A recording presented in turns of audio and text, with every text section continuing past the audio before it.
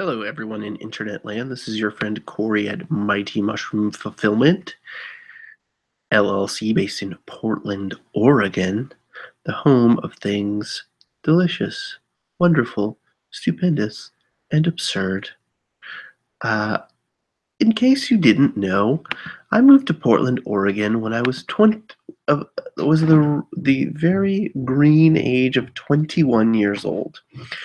And Oregon, when I moved to Portland, Oregon in, I don't know what to do, Kayla. I don't know. I needed to, I would, hi, I'm Grant McComey. This is, there's that show about Oregon Field Guide. Hi, I'm Grant McComey, and this is Oregon Field Guide.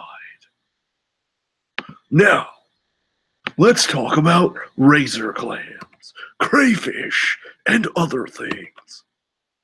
There we go.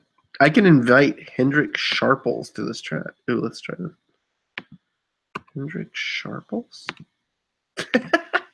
I just invited the owner of an estate sale company to this chat. He had an estate sale today that I missed, which I'm ashamed of.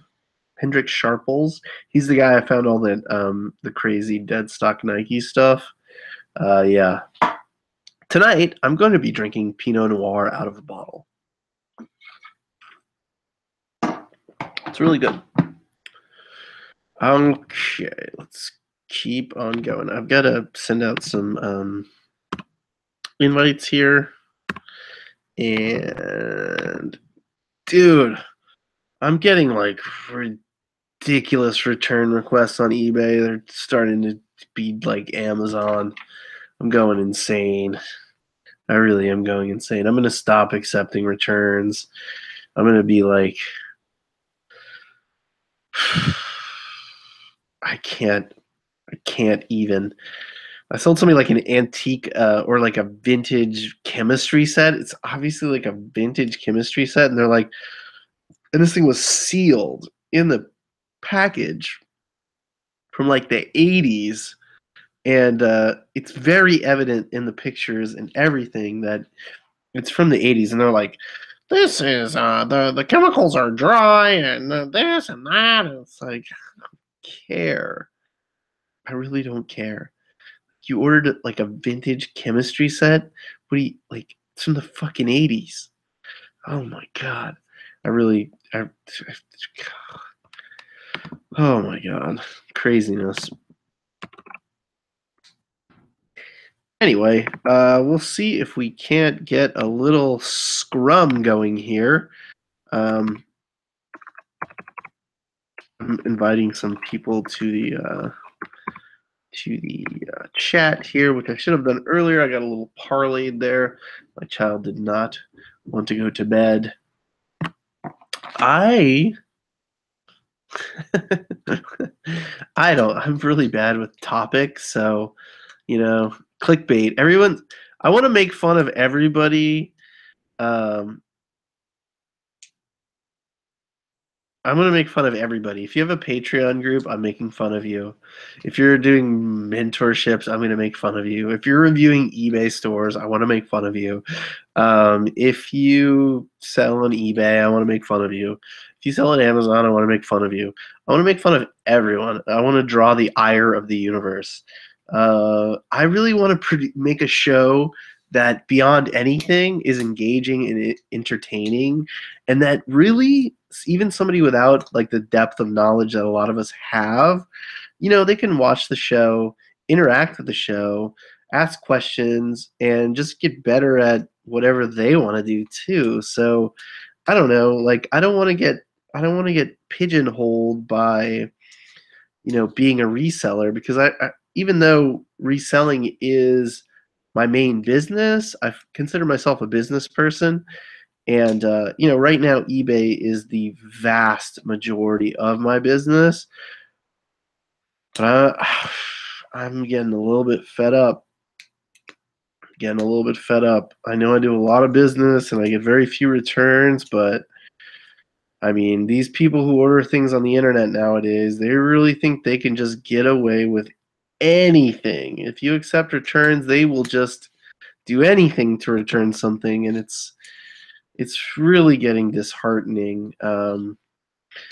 It's really killing me. Death Piles! I'm inviting you to the chat. I would love to talk to you. It's been so long since I've seen you. How do I find you? You're not in my invite list. Hold on, let me throw the hangout up here so you can. I mean, what do you think about like negative feedback and not taking returns though? Because so I have no negative feedback over like, I mean, I've on the account that I consider my main account right now, I have like I'm bearing on 800 positive feedback, but I've done over 8,000 transactions, and for me, it seems like even if I sell such weird stuff, maybe like people don't do a lot of like people don't do a lot of people don't leave me a lot of feedback, and I'm okay with not leaving me negative feedback or not complaining. But man, if anybody tells you that this life is easy, it's really not. You have to risk your money and your time and your effort, and if you want to grow, you have to leave your house, which I just did. As you can see, the wall of board games is missing behind me. Yeah, I'll resend you the link, Kayla. Sorry about there's a delay, so here I'll send it that way, and I'll send it to you this way. And Kevin, I don't, for some reason, maybe I haven't sent you a link before, but for some reason I can't send you the link directly. Apparently it works better if I send it to you directly. I don't know. You can use it from your phone or something. So I don't know. I've been getting some weird returns on eBay. I got an international return that was like really bothersome. It's like people don't. Oh, it's Matt. We have Max Headroom in the house. Max Headroom.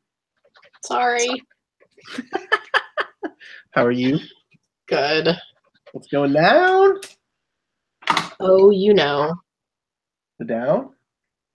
Oh. Are you tired? No, not really tired. Just like finally sat down after like going all day. Yeah. What'd you do? Well, I mean, other than work, I went and got my nails done, and I did my hair. And I know. I never do that. I saw you're getting your hair done. You're like, I've been doing things all day, getting my hair done.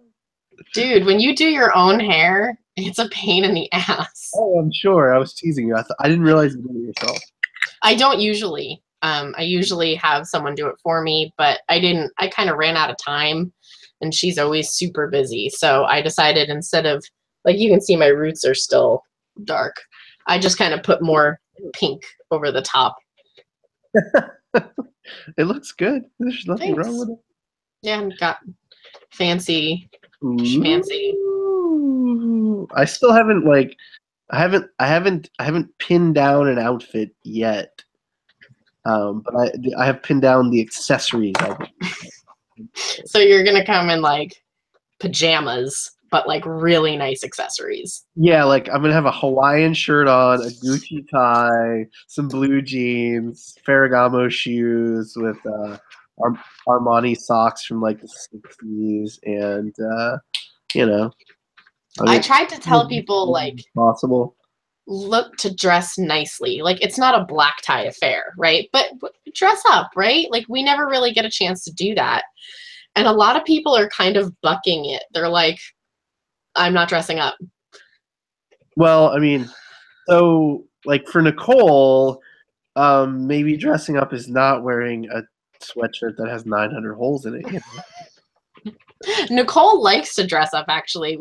For the reseller rally, she wore like the most amazing dress. She was such a babe. But so she likes it. But there's a few people. I do too. Like I'm gonna come. I'm not gonna come like dressed to the nines, but I'm gonna have solid accessories. I'm gonna wear a tie. Some people are just like, I'm not dressing up, period. Everything And that's fine. Everything You're I'm not gonna gonna be turned wear away. is designer, and everything is gonna be thrifted.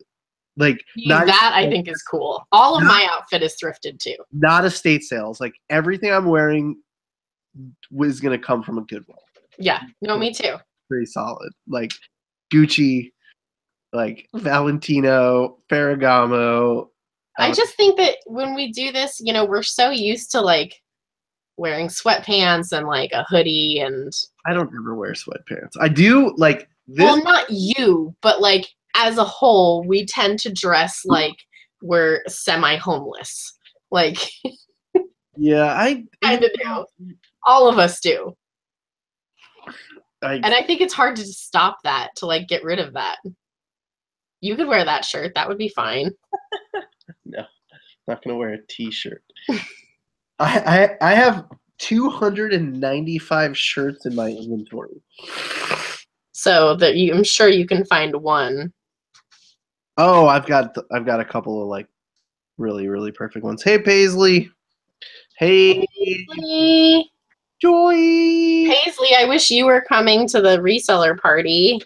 Yeah, so we could that's what I wanted to ask you about, the white elephant or the gift exchange. What's going on with that? Like how does that work? I'm not exactly sure how it's going to work. I think we're probably going to kind of wing it. Okay. I have a feeling that we will have a table at our disposal and everyone can put their gift on the table and then we can all just switch it up. Like, and it's like, you know, 10, 15 bucks at the most.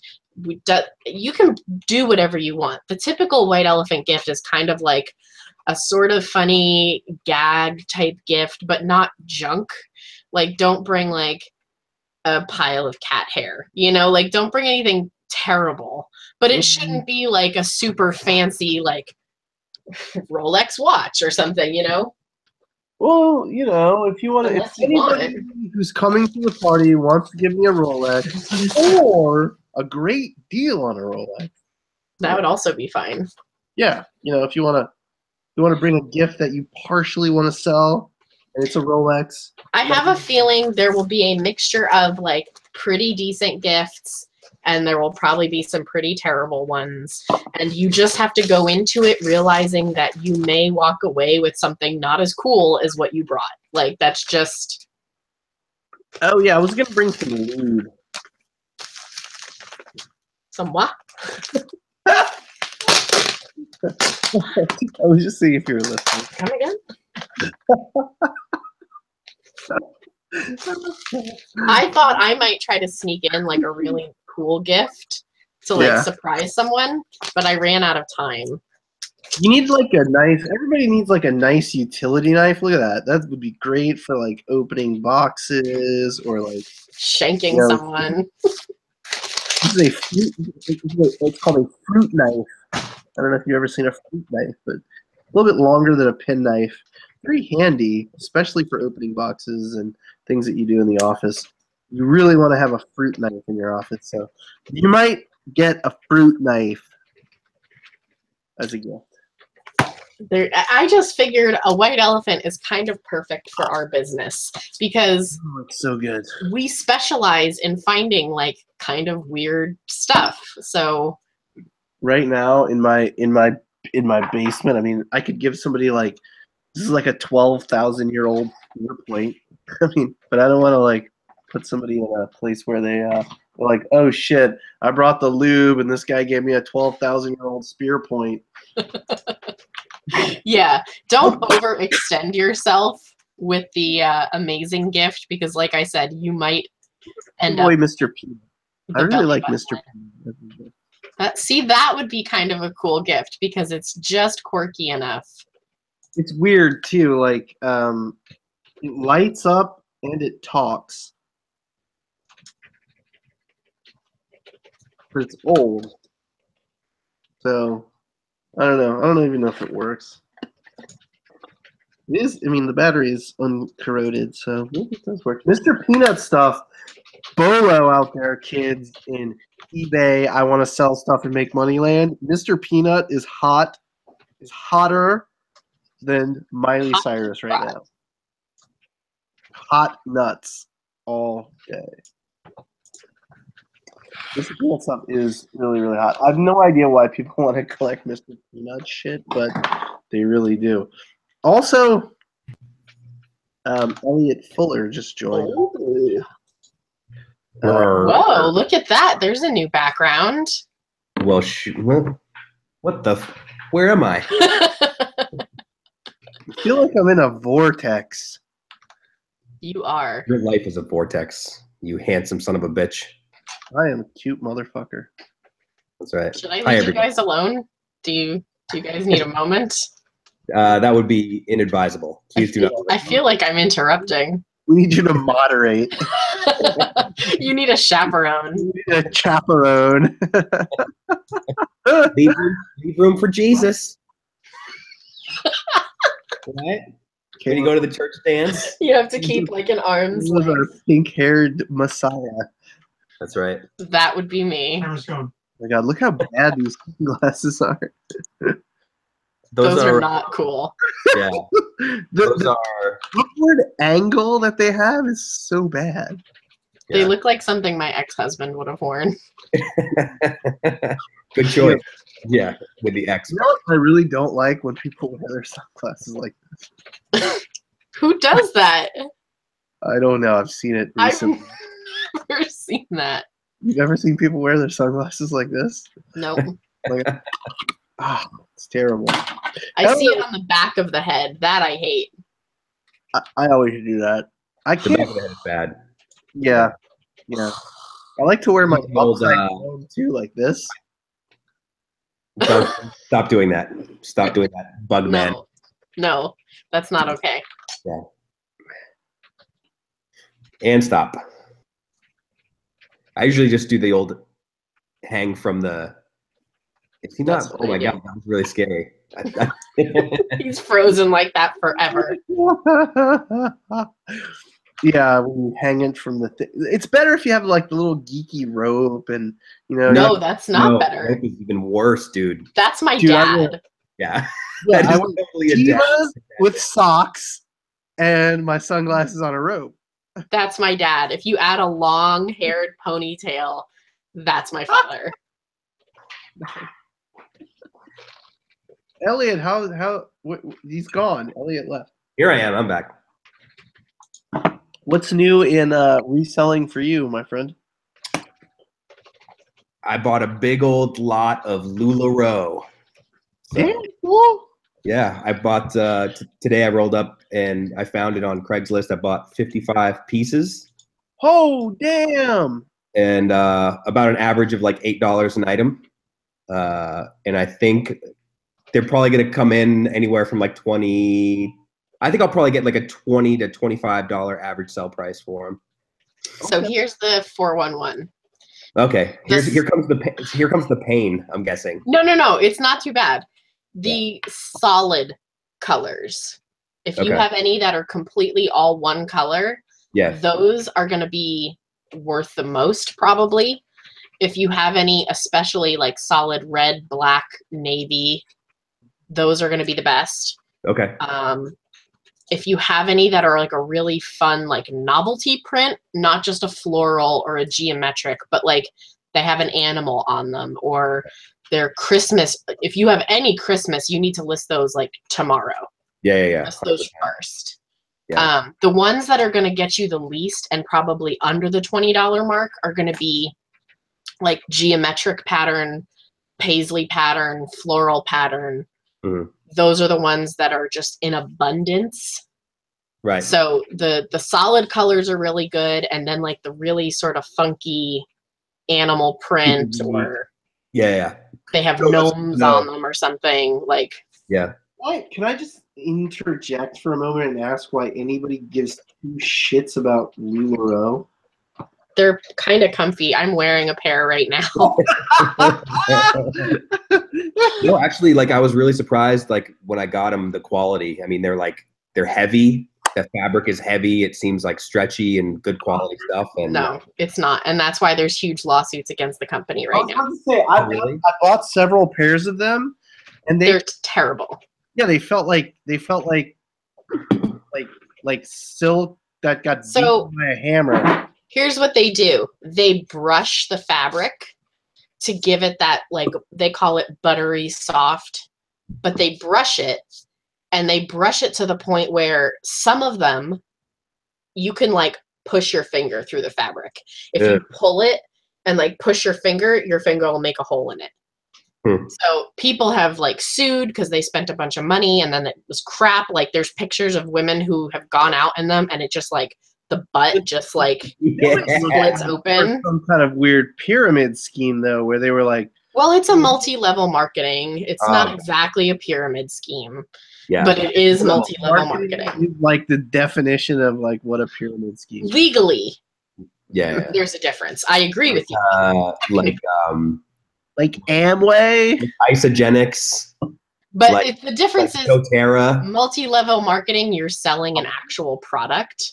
Yeah. But I agree with you. It's pretty pyramid-y. Oh yeah. But my first impression was it seemed like decent fabric. But again, They're comfy. I literally just like I made the purchase based on watching some other eBay sellers buy the stuff at a certain price point and be able to sell it and clear it out. As someone who sells women's clothes, I would absolutely pay $8 for most LuLaRoe pieces to resell, even not new. So if you got these all new with tags, I feel like you're in an even better position. Yeah, everything's new with tags. So. oh dude, you're good. $8 is pretty decent. Yeah, it's Some of the pieces you might make, you might double your money. Uh-oh. Uh-oh. I got little monkey. He's like, keep it down. Hold on 1 second. Let me go throw my child back into bed. your child. He's 8. Okay, I remember you saying something derogatory when he was watching the channel. I apologize. He's heard worse. Right. BRB. I'm generally polite. No, you're not. Okay. He muted us so we can't hear him say, "Go to bed! Look, boy! Don't make me get the brick!" Oh, dude. Shit, man. When I was a kid, my dad would be like, if you leave your room between these hours, basically I'm going to kill you. And I'm large. Oh, look. Please go to sleep. Do you want to eat tomorrow? You can unmute him. Oh! He's like, I'm turning off the camera and I'm getting the belt. I just wanted You're not gonna want to see this. that your head looks like an acorn today, and it really looks good.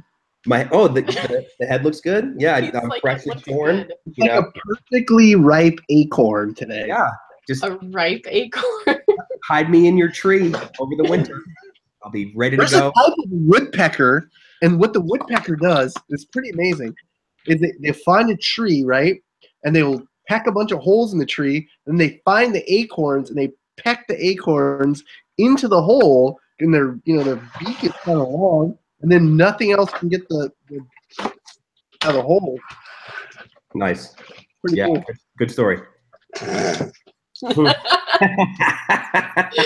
it again.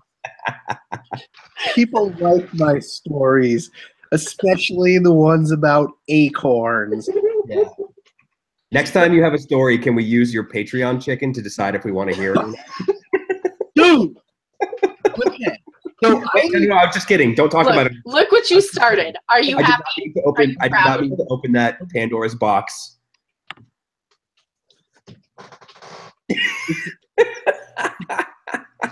I can see him. He's like the History Channel aliens guy. He's like What's he playing? Is he playing StarCraft back there? World of What's he playing? Warcraft. World of Warcraft. Okay. it's a Patreon for a chicken that makes. No, we're not doing this again. We're not doing this again. Hey, listen, if anybody's watching and you want to know what he's talking about, go back and watch the last 3 videos because he talks for about an hour about it each time. And I still haven't. All right. Moving on back to Shut women's leggings. Down. Back to men buying women's leggings in bulk. Anybody who back to men buying women's clothing. What do you like? Have a problem with like what I like? No, dude, I just bought a Is there box wrong with of you? leggings. He wasn't believe in- listening to you. He was Yeah. so busy thinking about his chicken. He wasn't listening. He was just waiting for his turn to talk about the chicken. Yeah. All right. Anyways, Kayla, what's going on? What's going on with? No, stop talking. Kayla, what's going on with you? I want to hear about you and what's going on in your thrift. My lister is kicking an ass. Did you mute him? Yeah. Corey.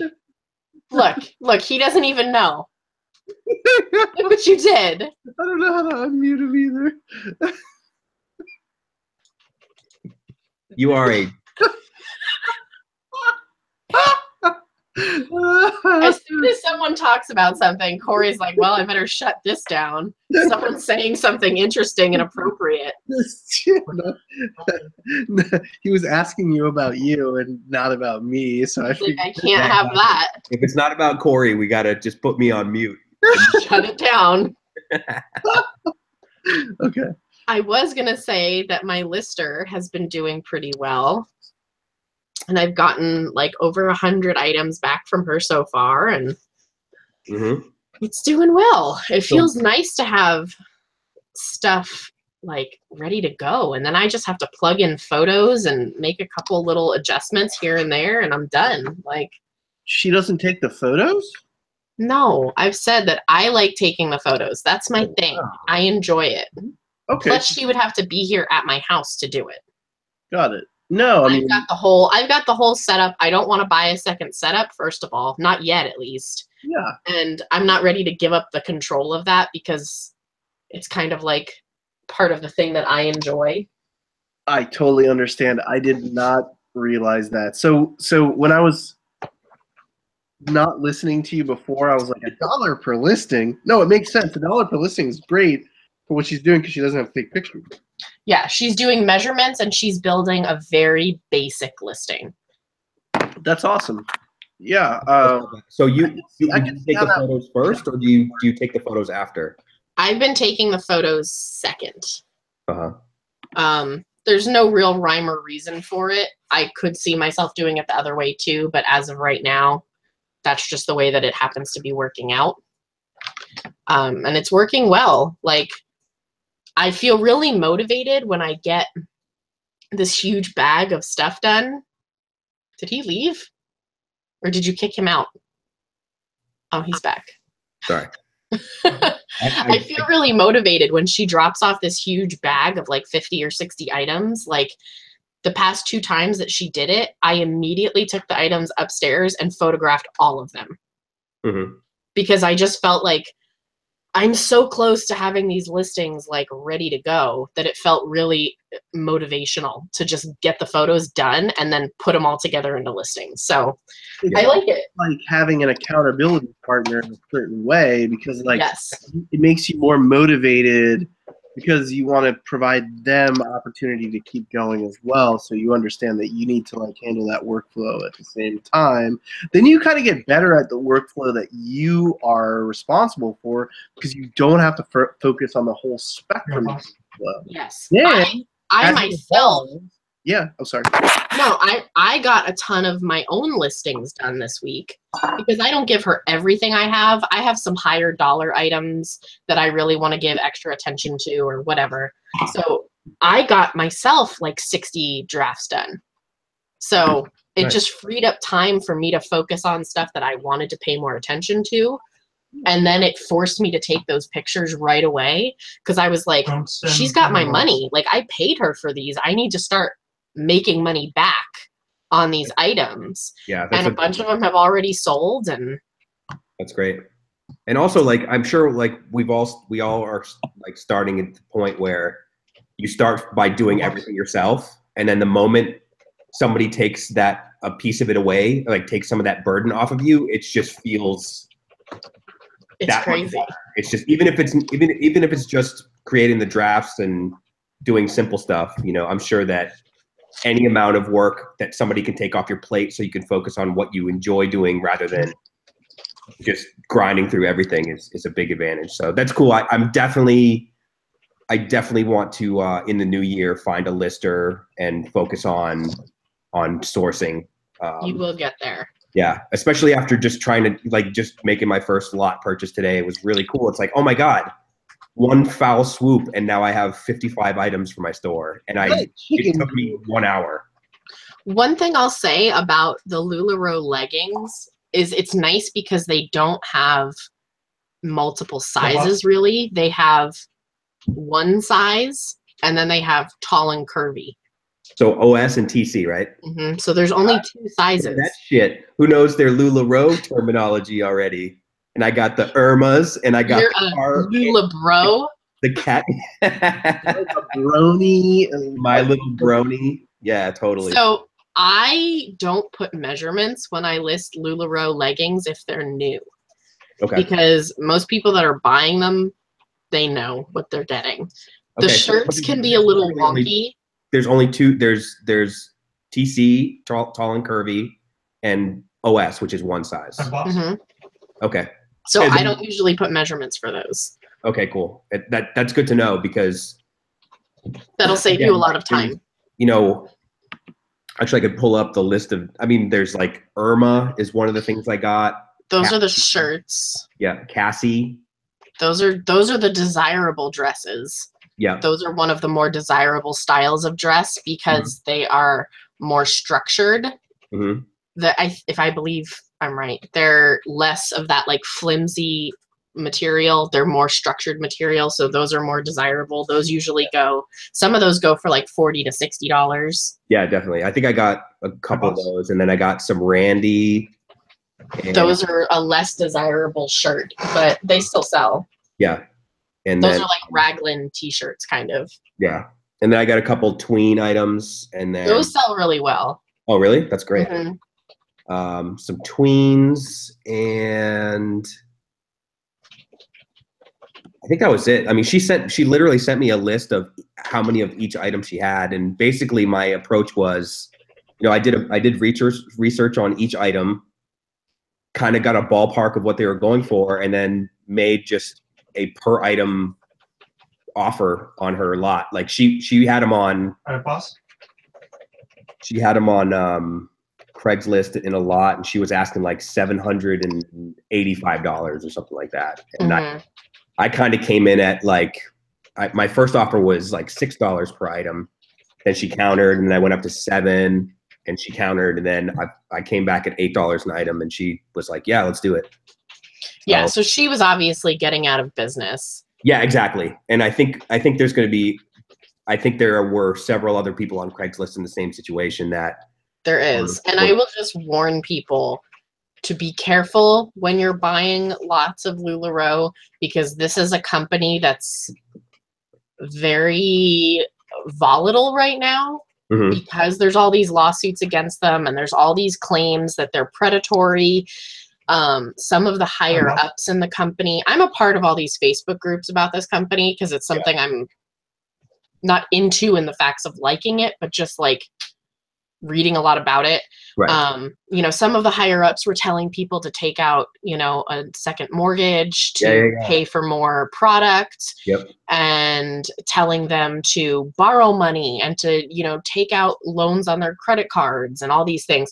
So there's lots of like really fishy business practices. So I will say, don't spend more money than you have on it, which you obviously didn't, but just as a general rule, there will be a lot of people going out of business and a lot of people trying to move their inventory.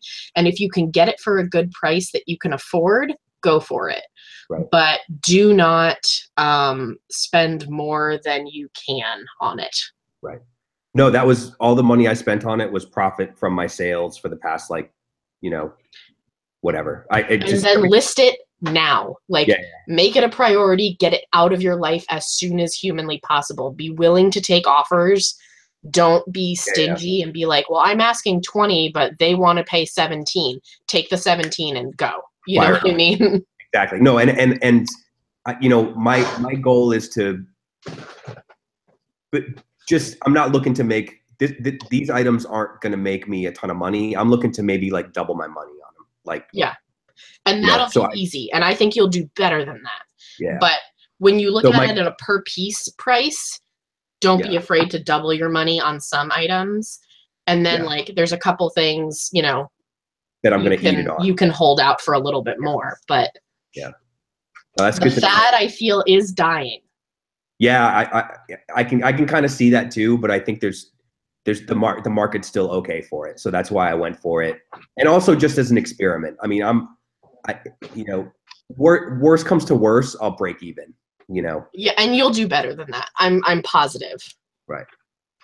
So, but it's a cool experience, and it's a learning process, so it's kind of fun, you know, and it's just getting my feet wet. You know, this was just getting the courage to buy a lot, and now I can, you know, look into other clothing lots. I can, you know, just see what else is out there. Break into more of a wholesale buying mode rather than because you don't have to. The profits from your eBay business really don't determine your lifestyle, so you can really grow it, you know, much more quickly than a person who is.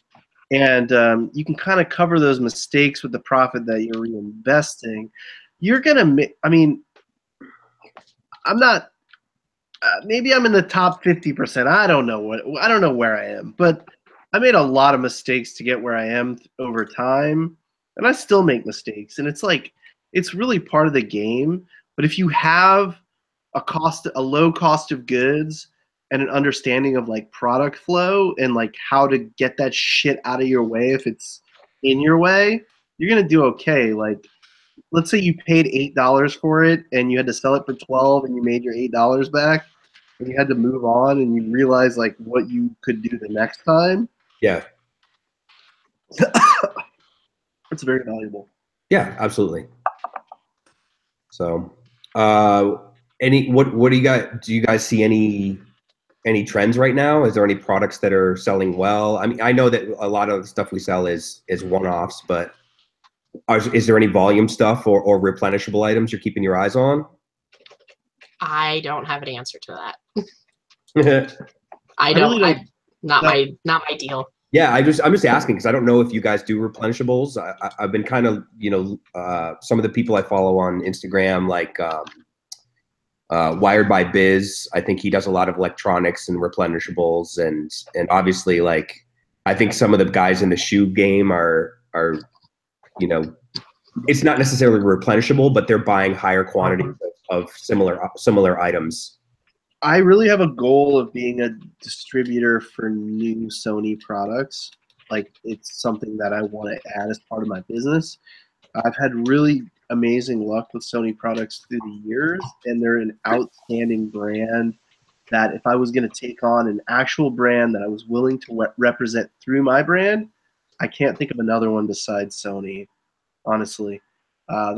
Still, the quality of their products is so high, and the uniqueness of what they do is pretty cool. And they still have that classicness, you know. It's not like Amazon Alexa kind of stuff, but that stuff is going to start to integrate. Like, artificial intelligence products are going to become more and more and more commonplace, and they're just going to replace a lot of the products that we just use and take for granted. But they're taking our jobs. I think they've taken our jobs now. They have. We have 2 death files now. I know, Look at us. weird. Oh, Oh. we have to mute ourselves and let them. My Bizarro twin brother is Kevin, the California Elvis. Kevin, lovely to see you, buddy. How's things going? Everything's good, man. I'm doing good. good to see you, man. Welcome to the shit show. Yeah. Great to see you. Oh, Tell us What's new in your world, dude? Have you located any sweet art lately? Or any show and tell? Is there anything? besides Elliot's head. Apparently, I'm rocking the acorn tonight, so everybody enjoy the shine of my. It's like the most beautiful acorn I've ever seen. And I found a really cool piece of art, actually. But Oh, do tell. Okay, so tell us about it. I have to grab it because I kind of forgot the guy's name. Go get it. We're patient. Go get it. There's plenty of beer to be drank while we wait. Then I'm having wine from a San Jose cup. Oh, you're a fancy bitch. I have Thai iced tea. Oh, Thai iced tea is really good. I like how she shook it. We had I Thai have food today. Thai tea. Coors is like, Delight. oh, hey, fancy. Yeah. Coors Light. Also known as bubbly piss. Okay, I want to tell you something about the Coors Company, and I believe because you're an honest and decent person, boycott the Coors Company for two reasons. One, they produce the ceramic necessary to produce the compression, We need people in create fire. nuclear fusion, and or fit nuclear fission and blow people up. So the tips of the warheads are made of Coors ceramic. Read about it. Coors is actually the world's All right, leading stand by. manufacturer in I'll be right back. tactical ceramics. Second of all, that's not beer. It's like sugary He water. walks away. He's down. He's like, No, I don't think so. I think he was actually listening. Okay, Art. Art. Holy ooh, Niggle. that is like my art right there. That's awesome. So this Is that guy, a litho? his name is Felix Valaton. So he's like in the Toulouse-Lautrec time period. So it's a woodblock print. And I bought it for $5. And That's amazing. 3,500, 4,000? I don't know. It's in. It's like in a museum type piece. It's like in a lot of museums. So I'm Yeah, not- but it's a like those wood block. Is it signed? yeah, it's right down there. I can't see it because there's a It- block of people. Yeah, it's blocked by our pictures. Can you move the? So There you it's go. FB. It's like within the print itself. I know, but no, that's not signed. No, yeah. It's not signed. It's not like Yeah. You could have made 800 million of those. I love it. I have tons of naked lady art and tons of cat art in my house. Naked lady cat art. Well, not the combination. Actually, I don't have any combinations, so that would be a first. Will you get on Instagram, dude, for real, please? I tried. I have to like start adding people and stuff like that, but yeah, I tried. Look, he's trying to explain to his friends what the fuck he's doing tonight. His friend is like, "What the fuck? Why didn't you come to the bar?" He's like, "Well, you see, I'm talking to these people about chickens and also LuLaRoe leggings, because I bought some leggings, dude. They're real sweet leggings, though." Hear you, man. They know about your Eddie Izzard stuff. Yeah, Ooh. got a little peep show going. Wait, were you just talking about Eddie Izzard? I love Eddie Izzard. I am a huge Eddie Izzard fan. I've seen him live I've for never years. seen him Ever live. since Dressed to Kill, I've been like a huge Eddie Izzard fan. I quote him all the time, and no one gets it. Sitting at somebody's house and like they had like a DVD of Eddie Izzard. And he walks out in like a kind of a Chinese. That's from Dressed to Kill. Yeah, he's in that like Key Pow dress. I initially made like I was like, Did they go for flying fart biscuits is this? And I was like, I like this guy. Or this I am always quoting. I actually quoted him in my Instagram stories tonight. I'm a huge fan. Did you see the Riches? Yes, it was so good. It was so good. And then it like got canceled or something. Ooh, Or maybe it just didn't do it well. died. Yeah, it died, but it was really good. I think it made it to the third season. Hey, I gotta roll. I'm out. I'm down. Bye. Yeah, get the fuck out of my face. Anyways, What's the language? sorry. Fucking idiots. Anyways, love you guys. I'll talk to you later. Bye. Bye. Things that happen. I have to go. My real friends are here. This dude's talking about like nuclear warheads, and he's like in Portland and stuff. Like fucking my acorn, bro. Old Elliot. Oh man. So you found that this week, or is that like how new is that piece? It's about 2 weeks old. That's is that how long it's been since I've seen you? I don't know. I probably came on before that, like a week ago, but I probably did. I haven't done a show in about 2 weeks, probably. No? Where have you been, man? I've I had think a. we did one last weekend, didn't we? I know, but I usually do 2 to 3 yeah. shows a week. But yeah, I've had like, I don't know if it's the flu, but I felt like shit. So whatever that means, I don't know. It's flu-y. The reason I asked you if you had Instagram is because I posted this like video of this piece I found today. Have you heard of Shreve, the Shreve Company? No, I have not. Shreve is a luxury silver and gold company based out of San Francisco, and their items are really, really highly sought after and quite rare. They're kind of like a Tiffany kind of company, and they have their own following of collectors. You should check them out. Today I walked into a house and it was completely full of junk. All junk.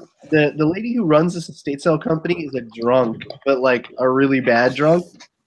And I called her at like 9 o'clock this morning, or about 9:15 this morning. The sale was supposed to start at 9. There are 3 people in line, 2 people in front of me and me. Now we're in Portland, Oregon, Estate Central, Capital Central, Capitalia. There's never an estate sale with 3 people. So obviously she doesn't have a great reputation. And I call her and she's like, "Oh, I overslept. I'll be there in a minute."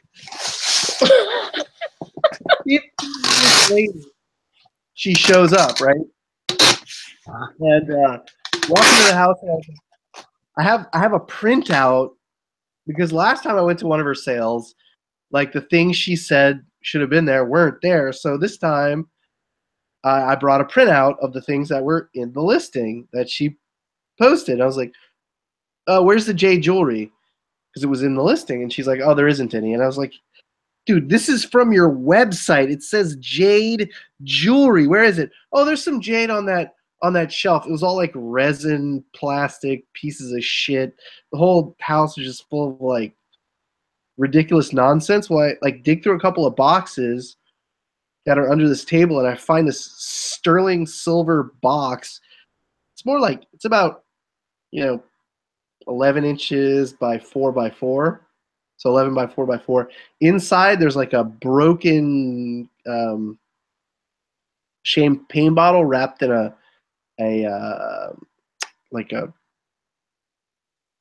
handkerchief and a piece of glass over it.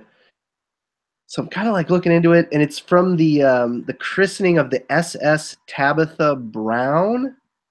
I think Tabitha Brown. Don't quote me on that. My phone's dead. It was a ship. It was a U.S. Liberty ship when they were like producing ships in the 1940s. And this ship was hit by like 4 German U-boat torpedoes off the coast of Paraguay. And I also had the flag when they dedicated the ship. They had the 48-star flag that was included with the. It was in a bag, just like a Fred Meyer grocery bag, and I like held her up the bag, and I was like, I kind of looked in and saw the box, and I was like, that looks like silver, and the flag looks old, and I asked her what it cost, and she was like $10, and I was like, okay. So I kind of like walked to my car, and I started taking the stuff out, and I'm like, holy shit. The box is like 16 ounces of sterling silver. It's awesome. Yeah, that's the type of thing that's amazing to take a risk on for sure. Yeah. A risk $10? Like, dude, lunch here costs I'm so cheap, $50. man. That's not even lunch. A beer costs $5. Like a risk. I took a risk today. I spent $800 on Star Wars coats. I'll Have show you you my sold yet? $10 risk from last week. Yeah, I Have sold you sold? one for Okay. 800, and I have the other one. So I got one Han Solo and one Luke Skywalker. And I'm asking a little bit more for Luke Skywalker because they just seem they're cooler. Honestly, but like the sizes are all fucked up on these things. So there's gonna be I put measurements on mine because so a medium jacket is almost too big for me. And I wear like a large. I'm 6 feet tall. So that sold out were like the larges and the extra larges, but a large, I mean, it's crazy. What do you got? Hold on. Oh, Notre Dame national champions. Whoa. Yeah, so this is my $10 risk. I don't know. It's some horns of like a 1977 Notre Dame beat like Texas or something like that. It's like Cotton Bowl. Yeah. Kind of weird. Is that a sticker that's on there? No, it's like a plaque, Like a plate. brass plaque. Oh. And it's signed by some dude. I don't know. Like Joe Paterno? The guy told me the name of the guy that bought it, but I have to like, look it up. The guy that signed it. Where did you find it? Garage sales, man. Always garage sales. Dude, it's so weird. That's a large piece of equipment. You realize that the sound of you doing that is obnoxious, right? So where are you going to send that out to? What are you up to right there? This is a lot of jeans, a resale lot of vintage, like 90s mom jeans that I sold. That's And hot. it's 12 pairs of jeans that I just folded like 4 ways to see if I could fit them in this box. And none of the ways fit. So I like had to Oh, like stub it. that's amazing. I think you just folded your box at the wrong angle there, dude. No, it's just bursting at the seams. So, huh? Is that an eBay sale or? No, it's actually it's someone that I know on Instagram. She's a friend of the show on my morning show that I do with Crystal. And I was like, oh, I've got all these vintage mom jeans that I really want to get rid of because they're not selling for me like they used to. She's like, I'll take them. So I made her a really good deal and she bought them on Mercari because shipping is super cheap. This is 20 pounds for $15 shipped. So yeah, I made her a good deal and I don't know what she's going to do. She might put them on like Depop or something, somewhere where they'll move like that. I just don't have the patience to put them on other platforms and hope that they sell. Like I'd rather get my money back on them and just have her have good luck with them. So, you know, what I've been loving seeing is that you've been like putting up videos again. Cool. Yeah, a little bit here and there It's when like I have time. thing, yeah. And it's fun. I'd rather do them with Crystal because then I get to do them with someone or do it here because I get to, you know, talk to other people. It's kind of hard when you do a video completely by yourself and it's just dependent on who's in the chat. Like, because you tend to be like, so now what? I feel like you're really good at it though, and like you kind of Oh, go thank on you. tangents, and but it's I have a lot of tangents. yeah.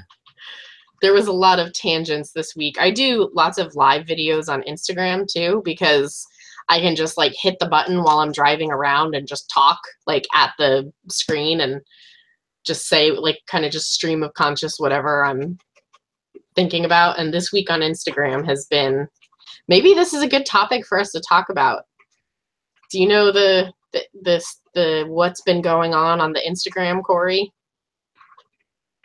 You're muted, so. No, I know I'm muted. No, I haven't. I don't know. I don't understand anything basically. So if something's happening, I probably don't know. Well, there's just a lot of talk about. Let's see. I'm trying to think of the diplomatic approach to this. There's a lot of discussion about whether we as resellers should be selling more items but at lower cost, or selling less items at higher costs. And some people saying it's wrong to do it this way. You're wasting your time if you do it this way. And it's just been a point of contention, I think, amongst various resellers. Are you talking about like business models? Like I build my business model so that my average price is slightly higher than $40, but slightly under $45. So yes, and that's how I run my business. But I mean, you know, I don't always sell 10 items per day, you know, but that's what I'm trying to do. But I'm well, I think that there's some people out there that come out and say like, oh, you need to have higher, you know, average sale prices. But they need to remember, I think most people aren't, it's not like we're seeing a rack full of Chanel and saying, oh no, I'm just going to pass up the Chanel because I'd much rather sell Banana Republic. Like, I think the whole point is that people are not finding necessarily these higher dollar items and are therefore having a harder time. I think everyone would love to have an average sale price of $30, $40, $70, $800, right? Like, of course that's what we want, but I don't think everyone has that ability. Yeah, I think it's important for people to realize that the United States is a very large area. And so like, even though I'm in California and I might find things at a higher price point than people in the Midwest, or, I mean, you have to like take what you can get in your area. So I feel like I can find really good stuff every week.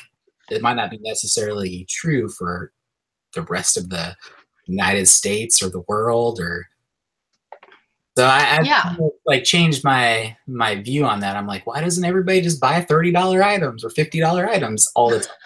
It's because not everybody has that opportunity. So I also think that people need to mind their damn business. Yeah. Like, you know what? If it works for somebody to sell, you know, buy things for a quarter and sell them for $5, and that's what they want to do. God, so that's fun.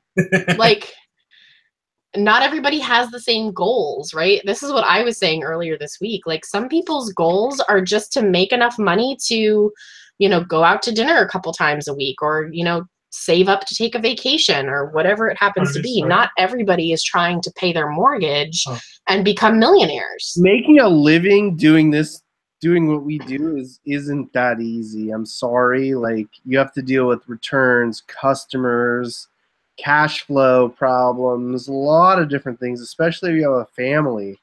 Like, and like variances in the marketplace or variances in like sourcing, it can really fuck you up. I mean, in the short term. In the long term, if you're out there working every day, you're going to make it because you're going to find a way. We live in an abundant society.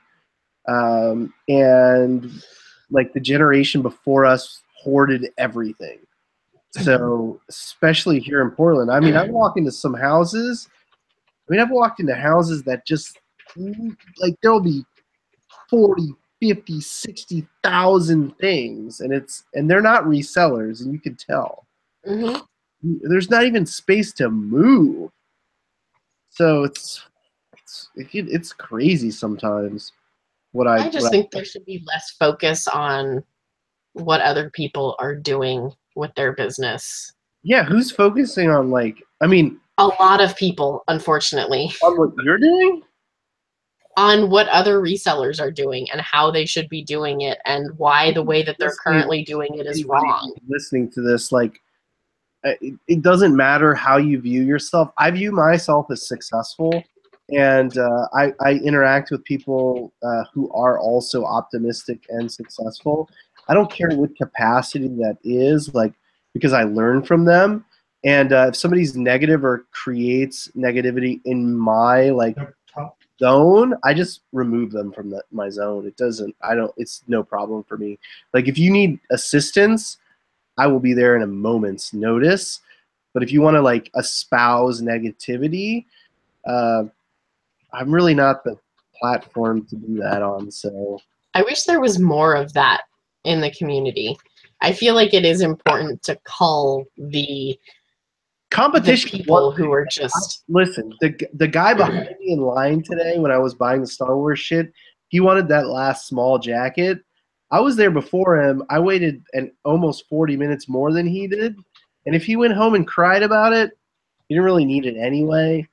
And that's something that actually happened today. It's like this guy behind me wanted that jacket, and it's like, sorry, man, I gotta feed my kid. Yeah, I was actually watching a video last night. She's a famous YouTuber, and she does reviews, and I saw that thing. I watched. She's kind of entertaining sometimes, but you know, it's one of those things I watch like in the background. Yeah, I thought she was obnoxious personally, but that video in particular was pretty bad. I went back and watched a couple more, and I found them all obnoxious. Well, so she recently had a issue where she bought a $900 mystery box on eBay. Yeah, I saw that, and it's bullshit because that is not big. And so she got it, and it was full of like trash. It was terrible. Dude, so she made like 5 videos just going on and on about it. So she had a bunch of stuff to say about eBay, which I was like, you don't know what you're talking about. And then she did this review of those fingerling toys, which are like the hot Christmas thing. Stupid.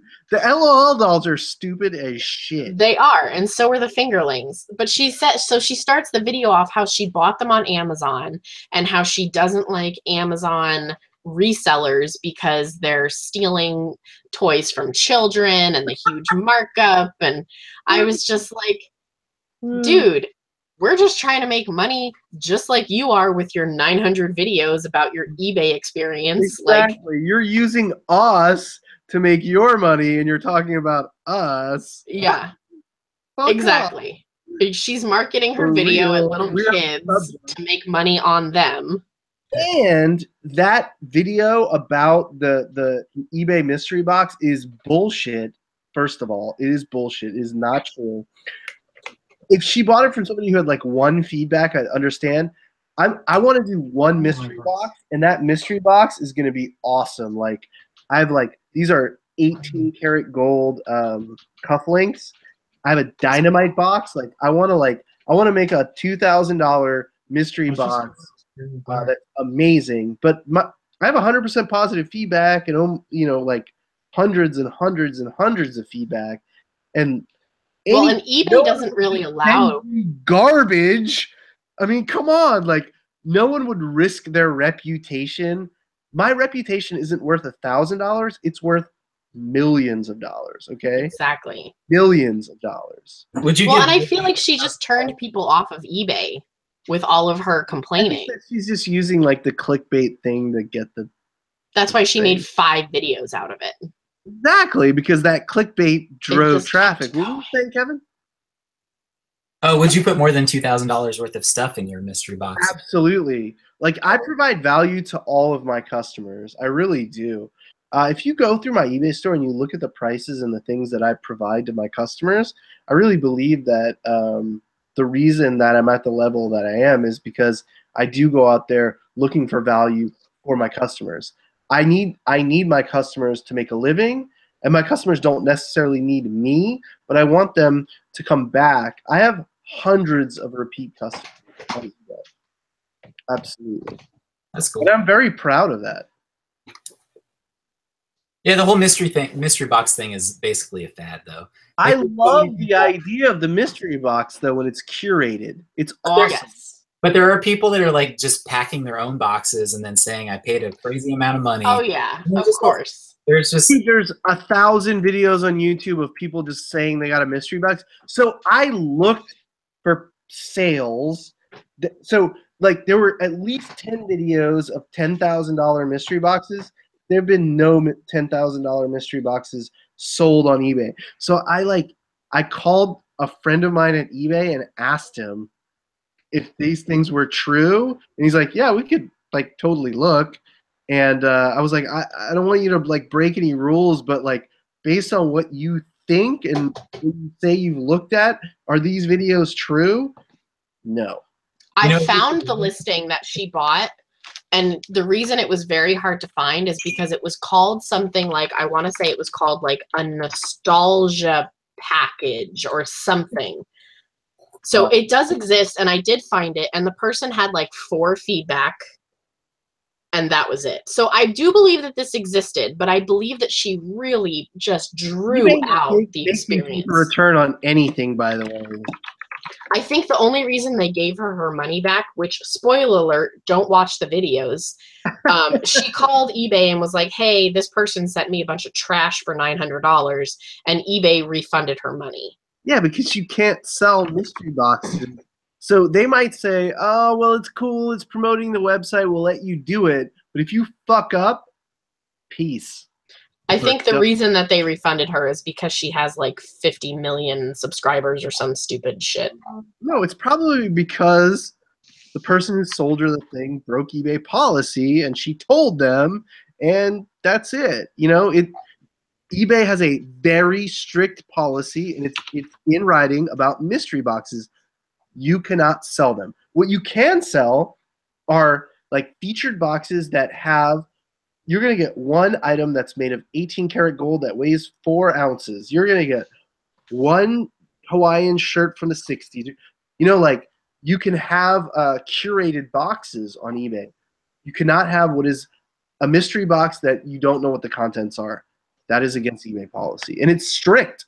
Like they have suspended accounts because of that in the past. So I kind of asked them like what I could do to make like, because I think I could, I mean, if you know about the things that I sell, I really think I could provide a curated box for a person to give as a gift that would be absolutely like breathtaking, you know, and I would be willing to do that for a couple $1,000s. You know what I think you should do is pack a box for yourself and then make a YouTube video that says the $1 million mystery box, and then you open it up and you're just like giggling and just so excited, and you just got your little cufflinks and stuff in there, and you know exactly what everything is. There's 50 gallons of lube in here. Just what I always wanted. Vanilla. You might make more ad revenue just making a YouTube video. I think that's what most of these people are doing. I want somebody to get an awesome like mystery box for me that's like, I have this little dynamite. It's a dynamite box that somebody found out in the desert. And yeah, I have a Zero Halliburton crate that was dropped into the conflict in Uganda, Rwanda, and I could fill that full of really cool stuff. But that would be more like $1 million box probably, because the box itself is worth several $1,000s. But that'd be awesome. What's up? That'd be cool. Yeah, you should send it to me. I'll open it on video. So. You don't open the $1 million mystery box. Conversion increases 1% by sending out $1 million. Yes.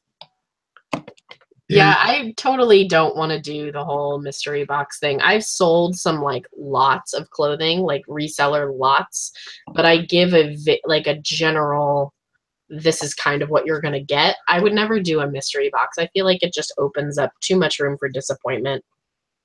Yeah, it would have to be stupendous and at a great value. And you'd Which I don't want to do that. Why wouldn't you just sell everything individually at that point? Yeah, that's kind of my feeling. Don't ask me stupid questions. How dare you? How dare you? Ansley, I am trying to send you an invoice right now, but PayPal keeps freezing up my computer, so I'm sorry. There's a really sick pair of Chanel earrings. Very awesome from the 60s. And Ansley. Oh, that's what she's trying to buy, right? Yeah, she bought them, and then she wanted this Gaiam. Are you familiar with Gaiam? It's like a yoga company. Oh, yeah. Yeah. Yeah. So I'm just gonna give her the bag because it's a beautiful. It's new with tags, but it's about a $70-$80 bag. So you're just a good guy. I'm actually a good guy. There you are. I know. I said that sarcastically, but I didn't really mean it sarcastically. I actually am. I think that there's two types of people in the world, and like I'll probably continue to say this to the life of these videos. There are people who are in service to themselves, and there are people who are in service to others. And most people are on the spectrum, but I tend to prefer to align with people who are like in service to others. You know, a huge percentage of my existence is acquiring like the wealth that I need to like make my family survive and grow. And I wish I had more resources to do that, and then I could put more resources into helping more people. But at this point in life, like I'm not that smart. I don't have that many resources, and I still try to help as many people as possible. But at the same time, got to make that money. Well, I think you need in every situation you've got to check that balance, right? And be like, yeah, is it really going to be that beneficial or detrimental to do one or the other at any given circumstance? Yeah, I mean, I've had people block doorways of estate sales so I could get everything in a room. I mean, well, you know what? No qualm about that either. Sometimes that's what you have to do, and sometimes you have to take the last small jacket when the person in front of you really wanted it. Yeah. Sorry. So here's my one compliment for Corey. One. That's all you get. He's got an amazing laugh. I think you have a really great contagious laugh. A really great what? Contagious laugh. You have a good laugh. Thank you. It's because I really enjoy living and sharing existence. I think. Yeah, I hate living and sharing. You're such a liar because you wouldn't do it otherwise. No, you have a good laugh. I like it. I like it when you laugh. Because I tend to watch this show more often because I usually go to bed before this thing starts. Ooh. I mean, it's late for a purpose because I don't really want anybody to watch it.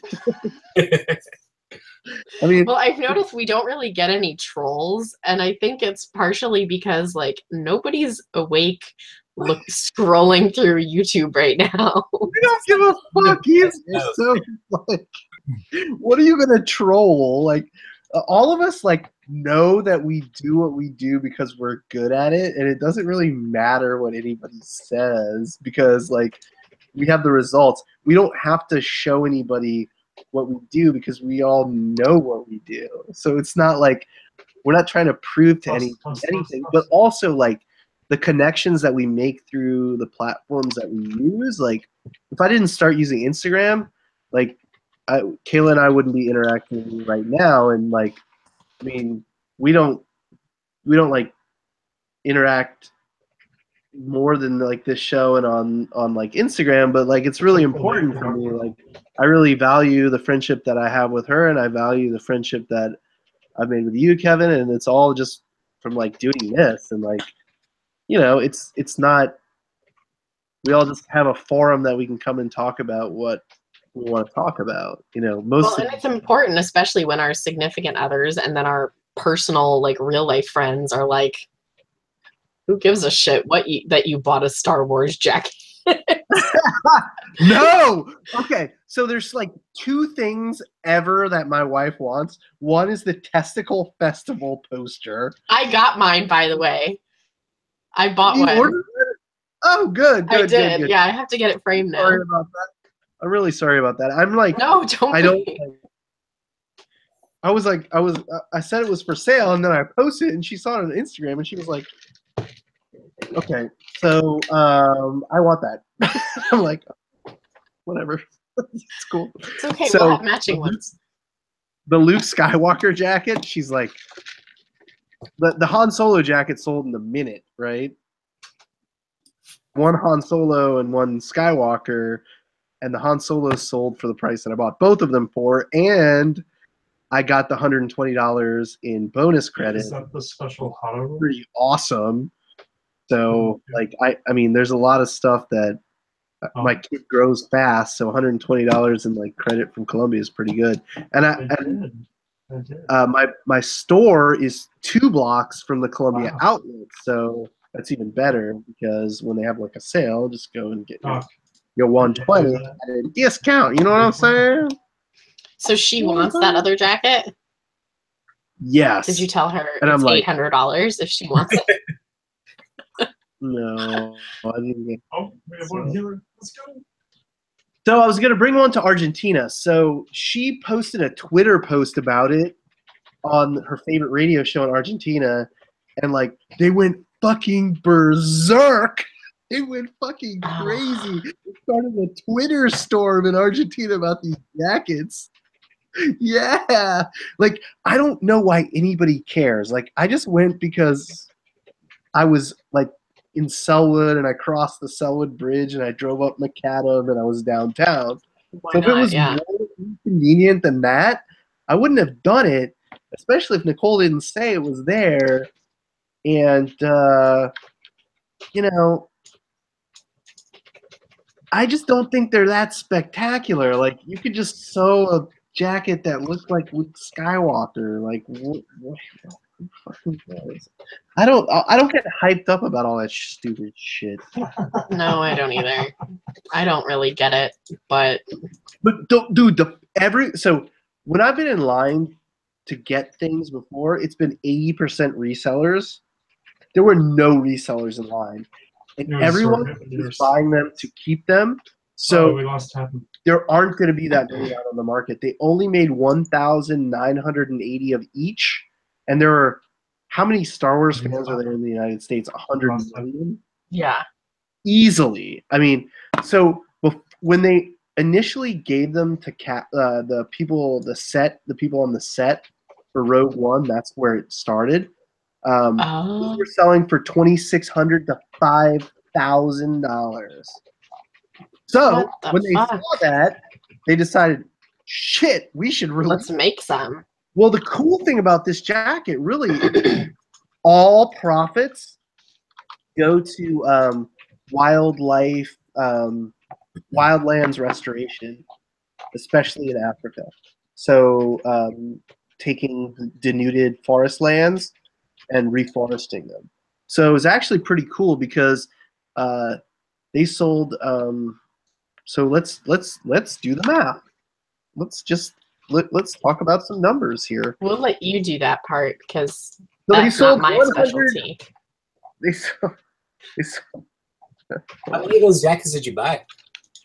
you can only buy 2, and you And how much were they like originally? 400. And they're selling for like 1,000 right now, or Yep. that's amazing, man. It looks pretty cool. I don't know. I'd be stoked to have They one of those. are really cool. I still do. So I tried. it's not a ridiculous amount of money. It's 792,000. Let's multiply that by like 0.3. You know, Yeah, 250,000. he actually ran it up and he still died. Yeah. So that something just no, local. no, I fucked that up. That's 1,980 of each. So 792 times 3. So that's $1 million for charity, actually. So I'll backpedal there, which is a good amount. Was that local to your area that those were released, or was that like all over? We only released them in 4 stores, right, Kayla? I think Nicole said Seattle, Portland, Disney World, and The airport, Portland Airport. one other place though. No, she said another city. Yeah, I thought it was 4 stores. One was in Disneyland, one was in the Portland Airport, one was downtown Portland, one's in Seattle. That's cool, man. I wonder if they're gonna release more like jackets in like of the Star Wars. Now you want a Han Solo one? Sure. Mm. New York City. Ah. There was one in New York. I might have gotten extra. I might have gotten one extra.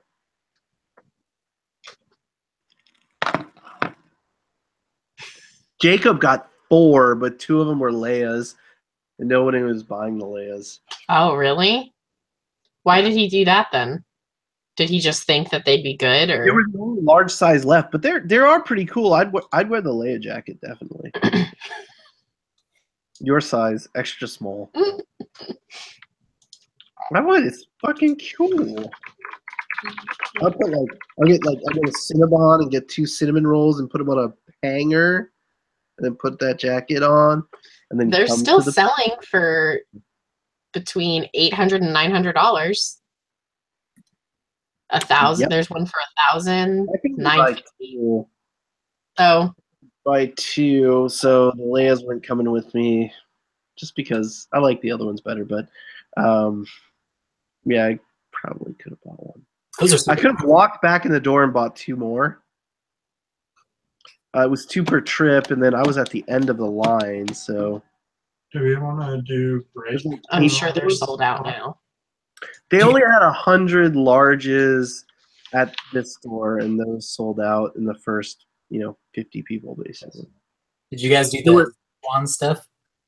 The what? The Szechuan craze? Did you guys do that too? Fuck no, are you fucking serious?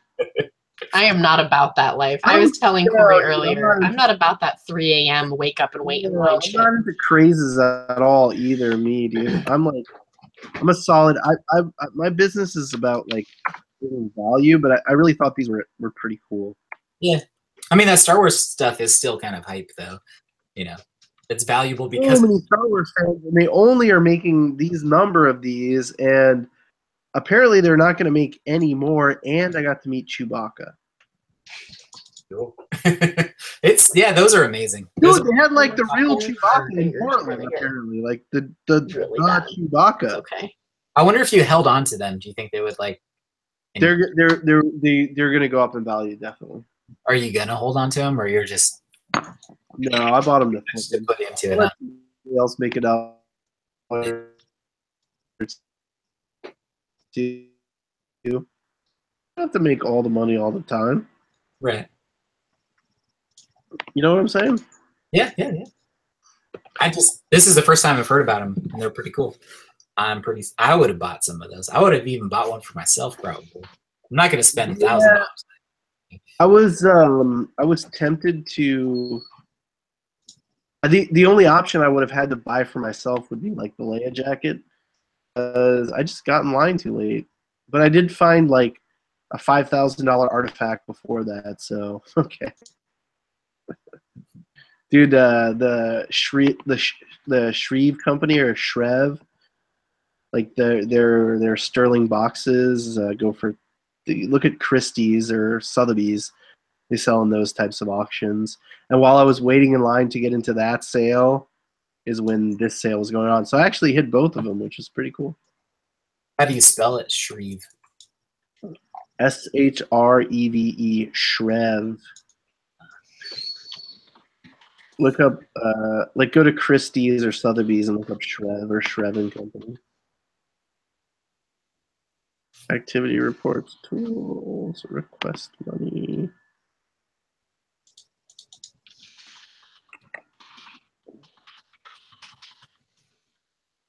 Having some PayPal issues here, friends.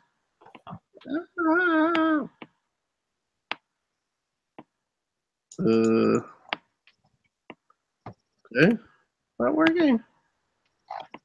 Nothing's working. Ah.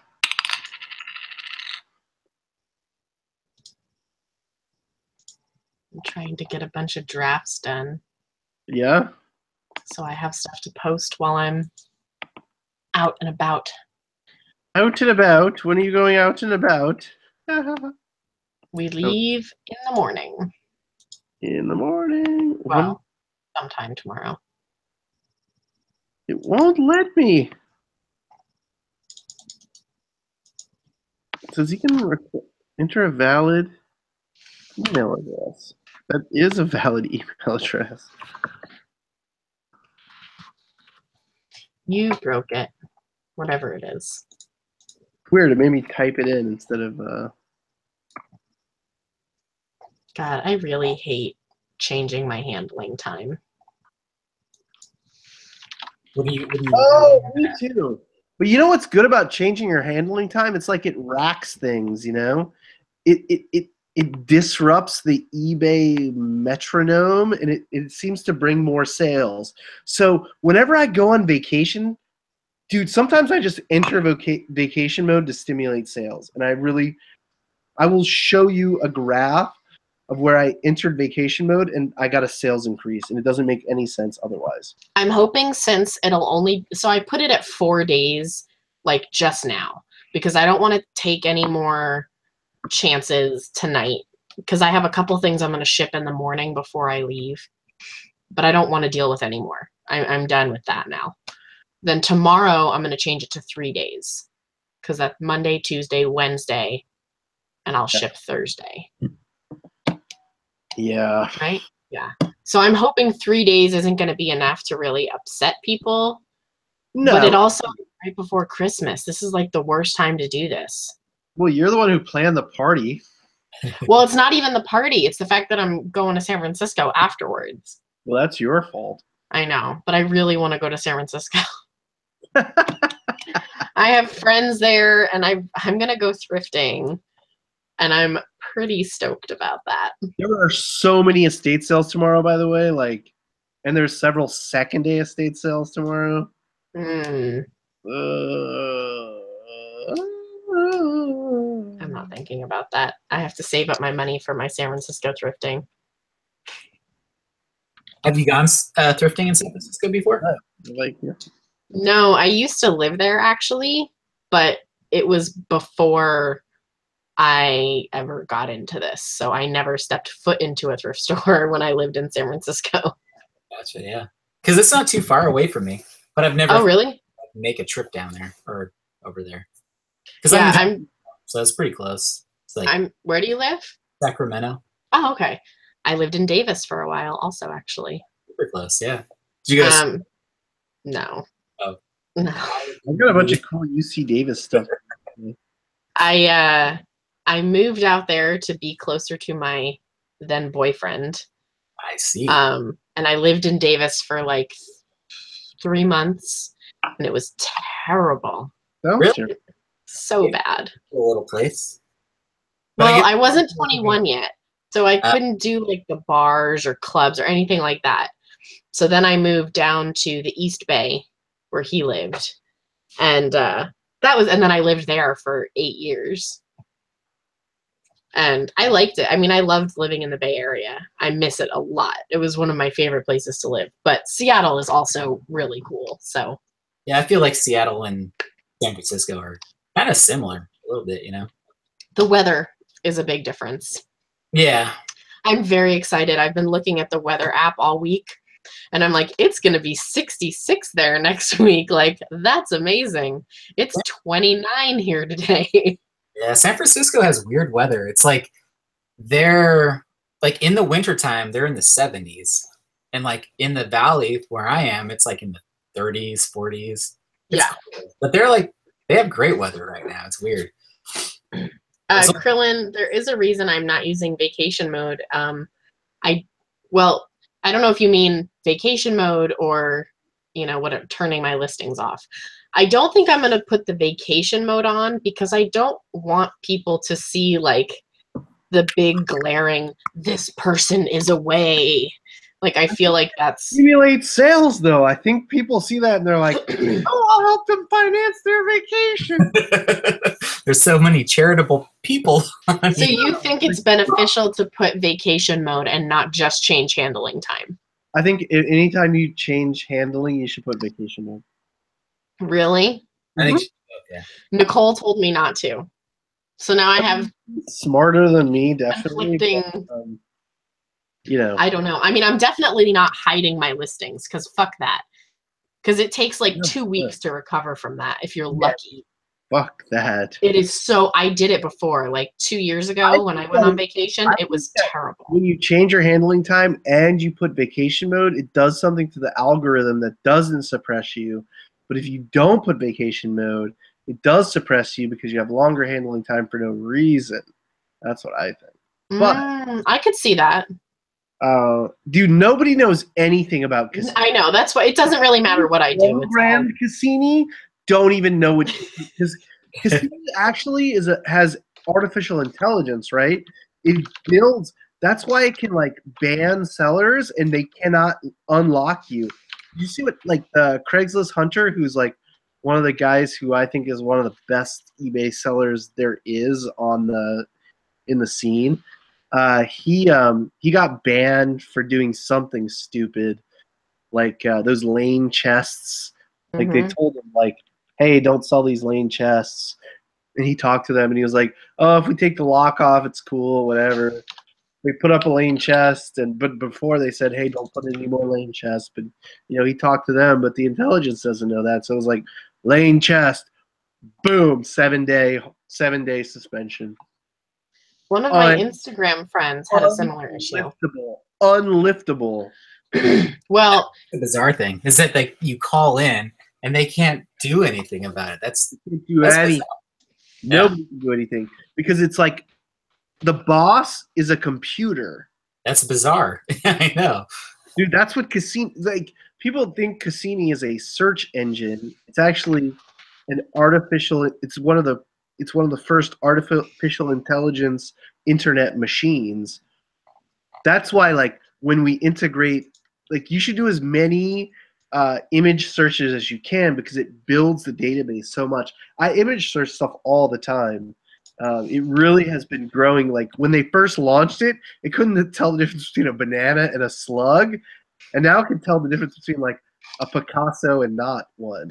that reminds me of the show Silicon Valley. I don't know if you guys watch it. Hot dog or not hot dog? Yeah. Not a hot Not not. That's the food recognition software. Hot dog, not hot. That show is not hot. everything. No. Somebody told me about it, and I was like, "This sounds stupid." And then I watched every episode in 2 nights. Especially if you're a little bit nerdy. I feel like it just makes the show so much better if you kind of get the jokes. I'm nerdy. Who's nerdy? I'm Not me. I'm so cool. I'm the coolest guy ever. I'm like, this is like the next iteration of IRC. Like, basically, it is. I'm like 40. 2017 version. 40, and I'm still on IRC right now. I just found people who I can actually relate to. I feel like reselling is kind of nerdy though, because you got to get into like weird knowledge. Be interested in that. I think you have to. I think it's a certain kind of nerdy. Yeah. Yeah. Like, geeking out on like shipping. Oh yeah. Oh, when someone has like a good shipping tip, I'm like, ooh, tell me more. How to take out a stain or like a Sharpie mark, Keep talking about where to get free bubble wrap. Yeah, that's super nerdy. Try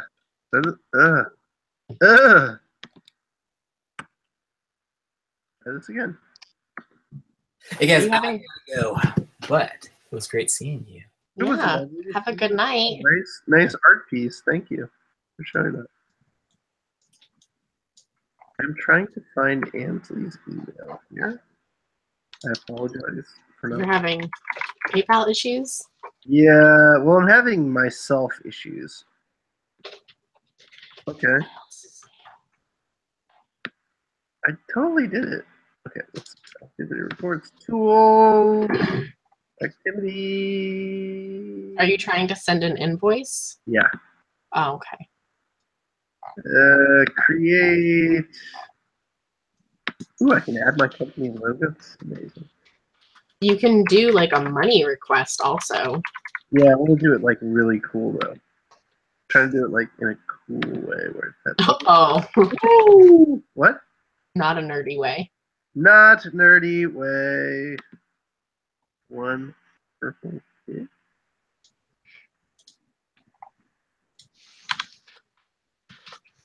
Ansley, are you sure that's the right email? I'm not sure I can spell either, so. You could always copy and paste. I do know that those earrings that you're getting are insane, and I got them from the most ridiculous estate. They were like Chihuly. There were all these like Chihuly installations in the house, and holy moly, it was really amazing. Yeah, those earrings are awesome. Oh, did you see them? Yeah, Oh, I looked because I wanted to see what earrings she was buying. I was interested. did you just now? Oh, like a little while ago. Amazing. Amazing. I have a cool eBay store. Come on. I really do. I don't know. I didn't look through it. I just looked to see what she bought. No, you have a very eclectic eBay store. What does that mean? That means that it's very eclectic. It's a statement. It's a statement. It's mostly about Portland. And yeah, dude, I just sent it. There it goes. I just sent you an invoice over the internet. What are you wearing to the party? I have a Dupioni silk gown. Ooh, I don't know what that means. It's a type of silk, and it's like a off-white with like big novelty print roses. So it's fancy. It's very fancy. Okay, I gotta bring out my fancy. I asked my husband, I was like, what are you gonna wear? And he's like, I don't know.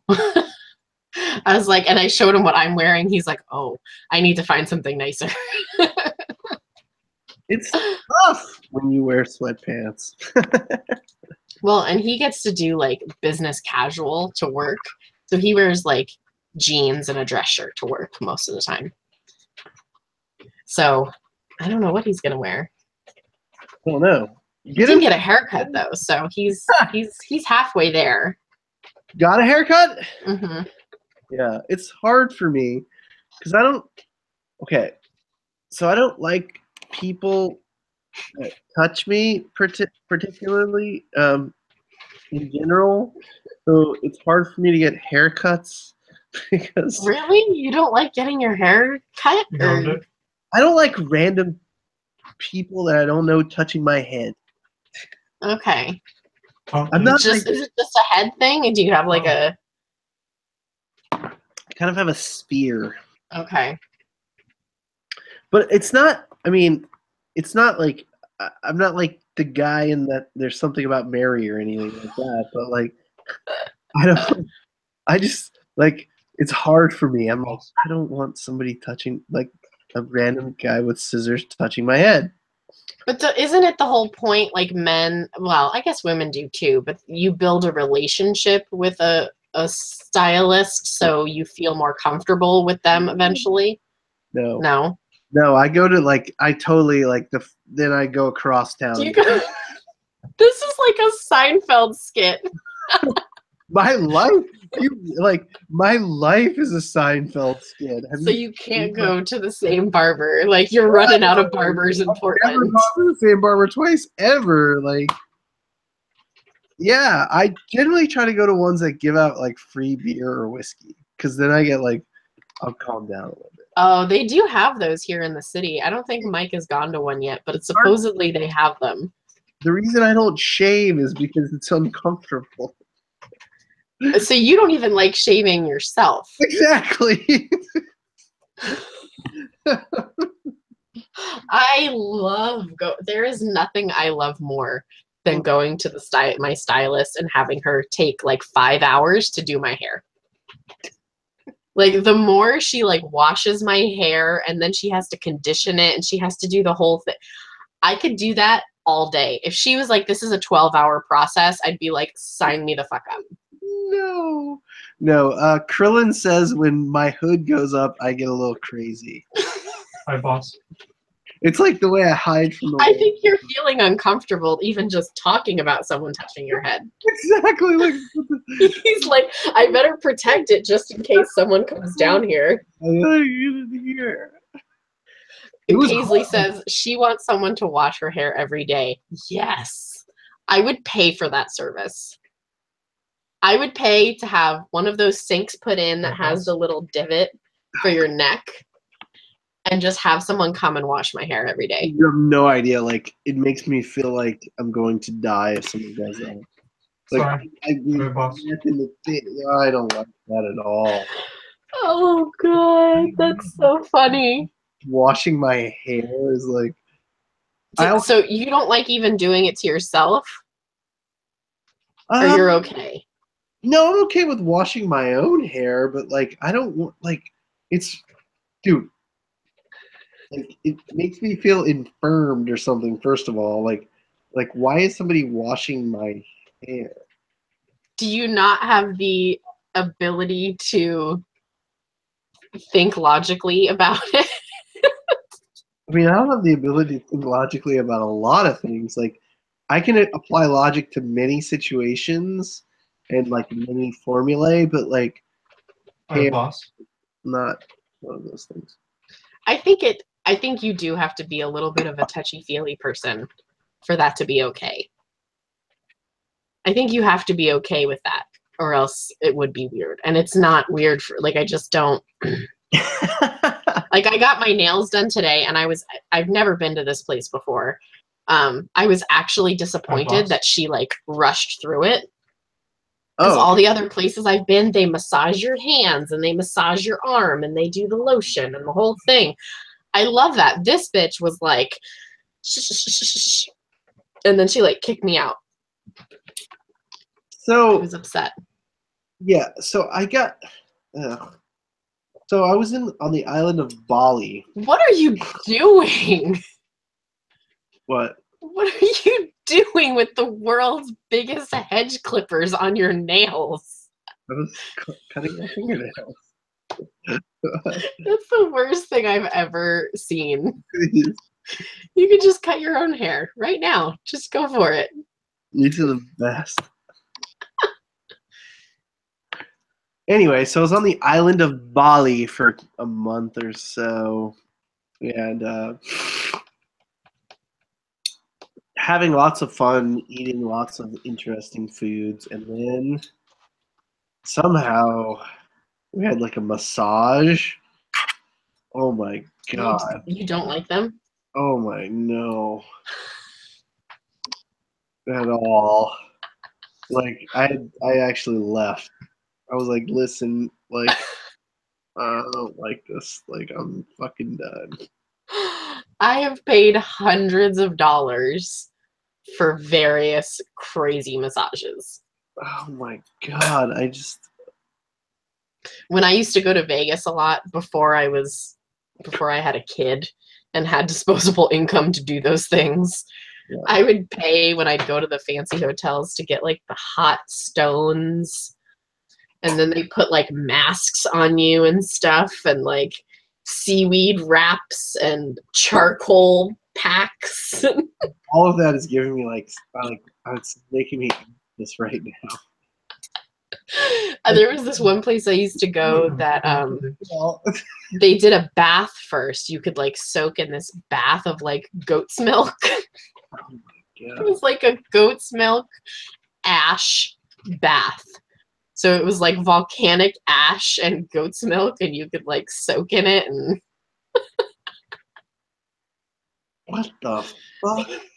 I don't know. Sounds It was like a just cool. It feels like a milkshake that Cthulhu made or something. The water was like black from the ash, and it smelled really weird.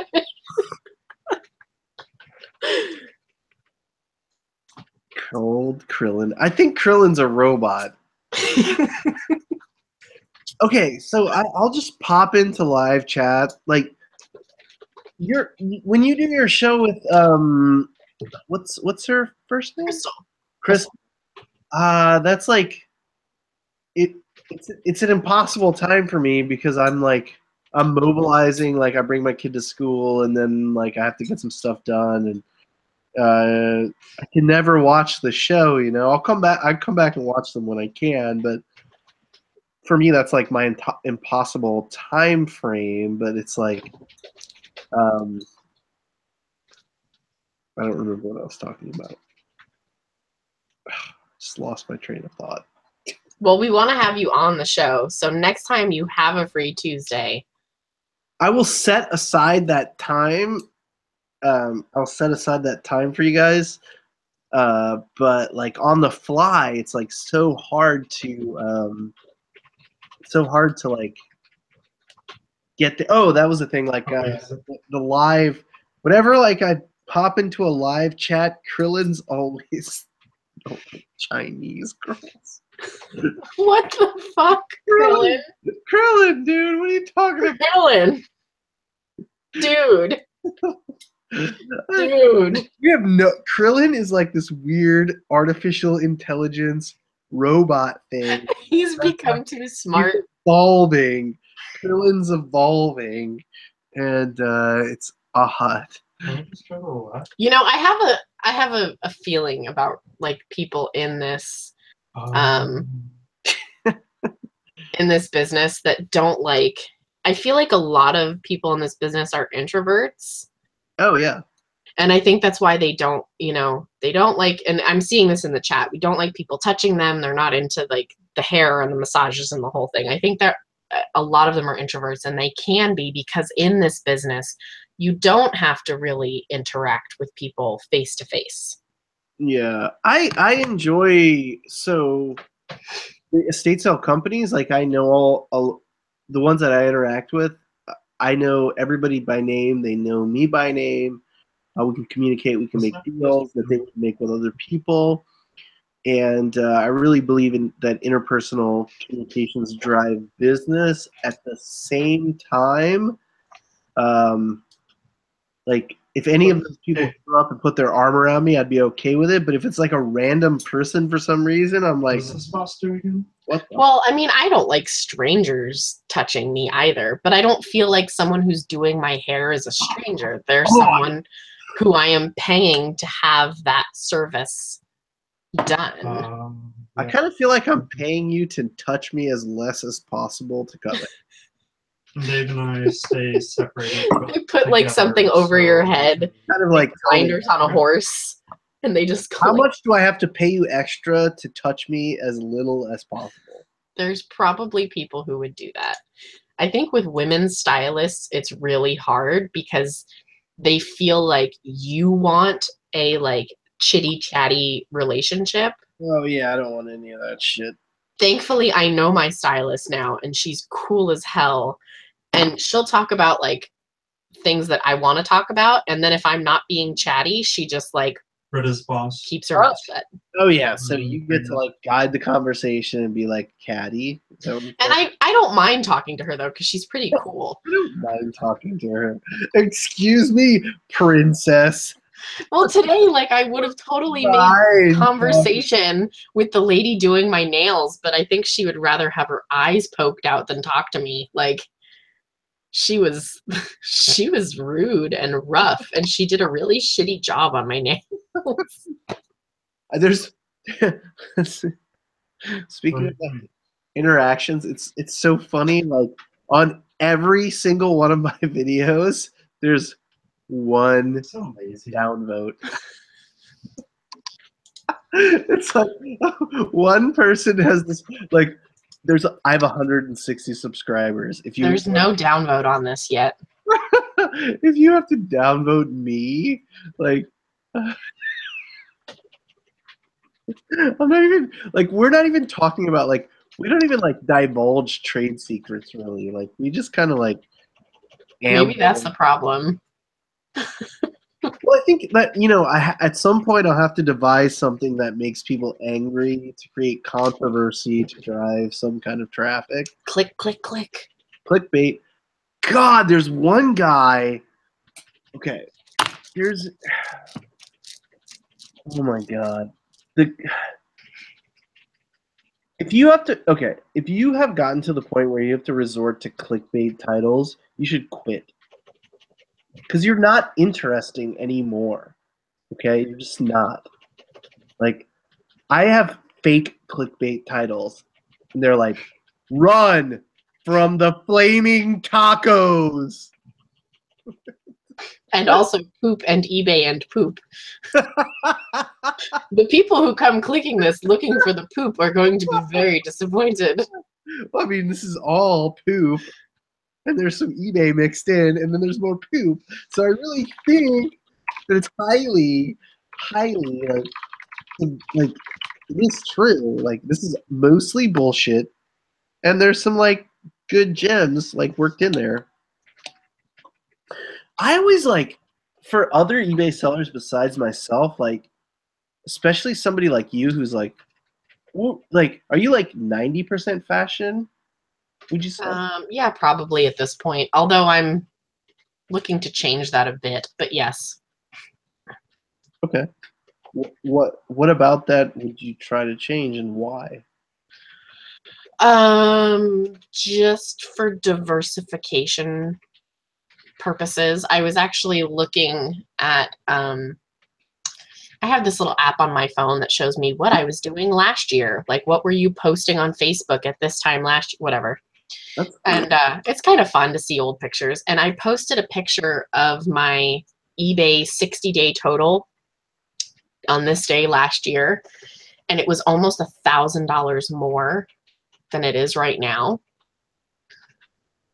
And that's very disturbing to me. Well, that's not exactly true because it's not taking into consideration my vintage store, which I didn't have at the time. Other streams of income like Mercari, right? Yes, and Poshmark and all. So there is that, but there's still a part of me that really still wants to grow my main eBay store regardless. Like I still should be doing better at that. So I'm like, I need to do more than what I'm doing right now. I mean, I'm not saying I'm the most successful eBay guy. I'm really not even close. I'm in that amorphous range of, probably a million sellers or whatever, but I'm above 50 million sellers. What I think is that if you want to grow your eBay business, you have to grow your inventory. I really believe that. I mean, it's very hard to tell what is long tail and what isn't when you don't have like sales rank that you would have on like Amazon. Like I can really tell how long it's going to take to sell something, but the demand of a product isn't always told by the story of its sales. There's a lot of other things too, like with eBay, when you see a sale, you have no idea how many people looked at that or how many competing offers there are from other brands or anything like that. Like the story that our sales rank would tell you. So, you can easily like go down some roads that are lost causes when you're talking about like very quick conversion. When I say conversion, I mean just like how long does it take to get that product to the customer basically through the sale through your sales process. But I mean, if your profit margin is good enough, it doesn't really matter. It could take 5 years to sell something. If you bought it for $1 and it sells for 500, you're fine. But that's not a reasonable. That's not a reasonable conjecture. Like the jacket I have behind me, I bought 2 of these. One was purple, one was red. I sold the purple one for $400. It was a great deal for the customer. These are really rare 1950s Pendleton I had a second jackets. because I caught 3 seconds And before. this one is for sale.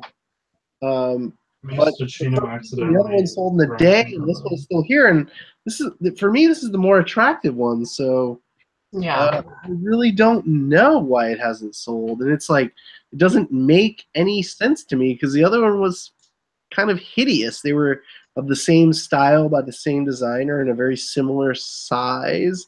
This one is like orange, purples, greens, blacks. This is very desirable, right? It really Did you respect? sold. Now the purple, green, red, it has.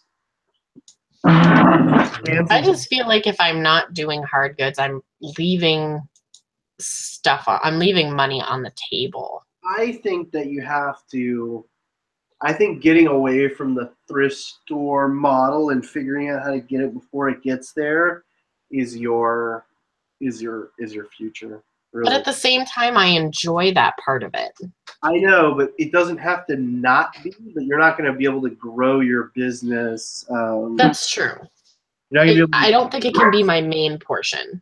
Yeah, you're not going to be able to grow your business without figuring out how to overcome that. Because, I mean, they're acquiring it, so why can't you? That's Yeah. what I think. Well, and I've noticed already, Okay. like, you know, I I'm gonna gave grab the fire lighter Renee, first. my lister, 100 items, almost 100 items last That's week. okay. And I'm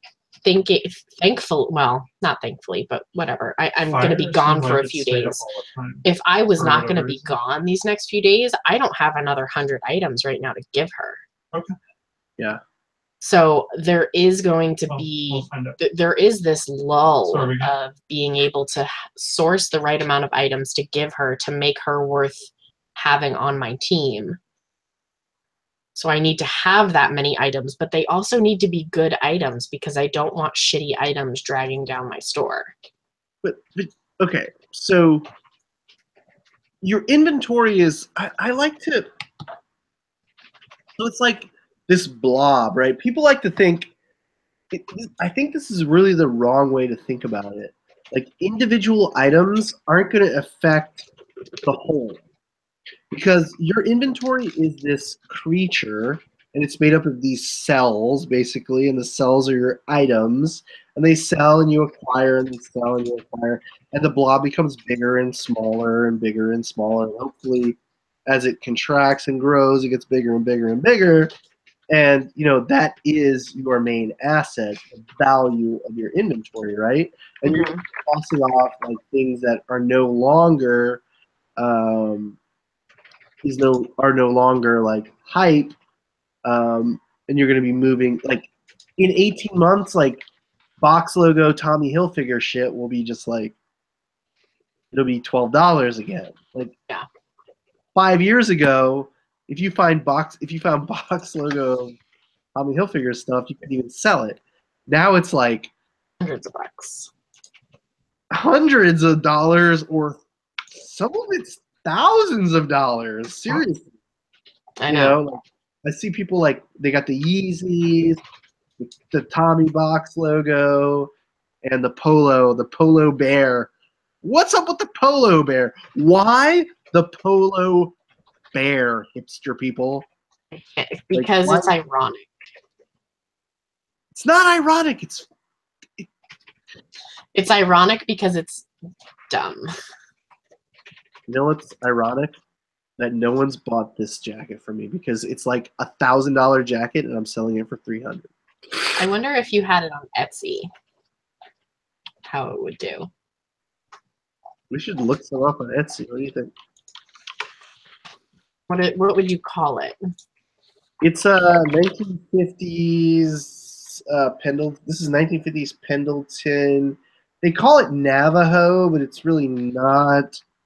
The original ones, I had the word Indian in them, and then like this girl on Instagram like attacked me for it, but I'm like Native American, so I was like, I think I can use any word that I want to refer to like people. Like, I don't know. Like, I'm not like drawing. I mean, I'm not. I'm not. Am I insulting myself here? Like, I don't know. It was weird, so I changed some of the wording and. Is it like a fleece or wool? Wool. Okay. There's a certain term for them. I don't have a browser open. Hold on, leaves my phone. I think Is it's it hooded? No. Is this one hooded? This one's not hooded, but Sorry. I'll show you I some. didn't see Because it I'm move. seeing some that look like they might be similar This in the 300 to 400 this range. fabric, yeah, this fabric is. Have you found this if you can find a piece of this fabric selling for $50-$60 just for a swath of it. This is really really rare stuff. Really really rare stuff. Find this exact pattern on like a jacket. You'll see a jacket that's like $300 made of patch. This is made of this is reversible, so it's on the inside, outside. It's got sterling silver buttons on it. It has no closure though. Yeah, It does. yeah. It's pretty amazing because it closes on the Oh, I see. Okay. I didn't see any outer buttons. That's what I meant. it closes on the inside, and then there are the outer buttons are here too. Oh, okay. Close it on the outside too. You see, Yes. the buttons are 1 ounce silver coins. Do we stop at 3 or 4 on this one? I'm not seeing like an exact. Yeah, you're not gonna I find. could be calling it something else too. They call it well, it's Pendleton. So Well, yeah, no, I know that, but I mean like the design. let me open up a thingy here. Ansley, I will ship out your Chanel stuff and your Guyam bag tomorrow.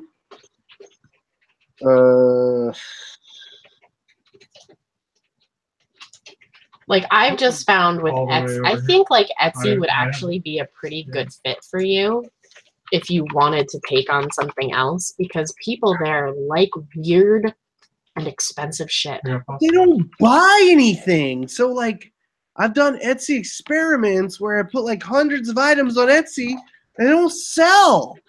So it's like I have to invest time, and time is money, and it's like nobody buys anything. You know what? Your little lister that you said spends too much time making listings, that would be a good place to put him when he has extra time. I still have to pay him. I know, but sales will come. Like I make money on Etsy. It just takes time. Stuff does not sell as fast.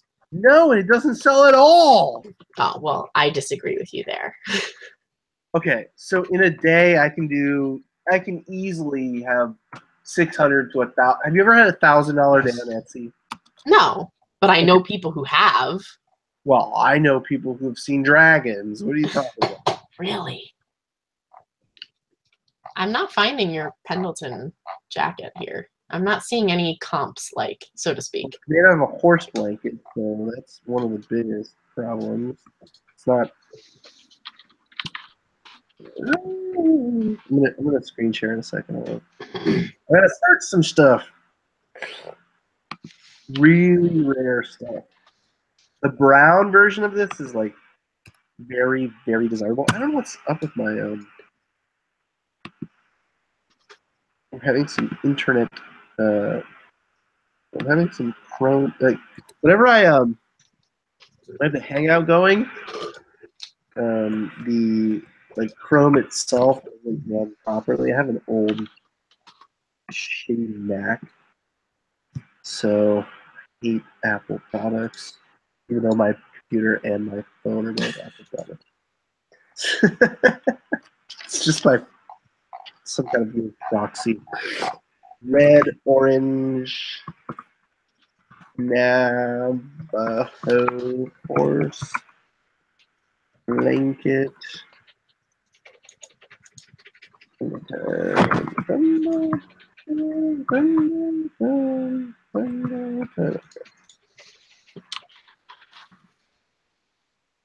Yeehaw! This is the pattern. Holy shit. This is a really rare one. But let's just look at some. This is a very popular one. But the early ones are. Sometimes what you have to do is this.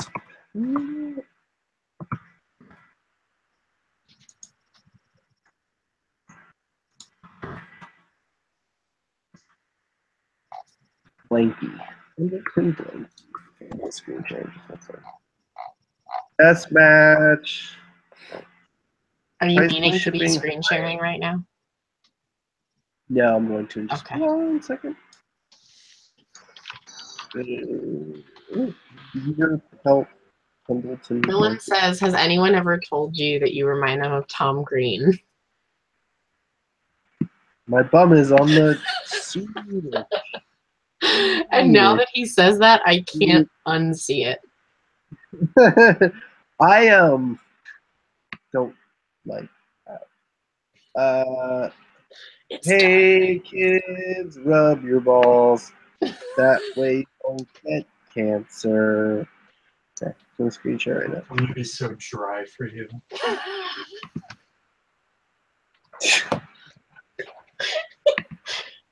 I think everyone might have heard that. Okay.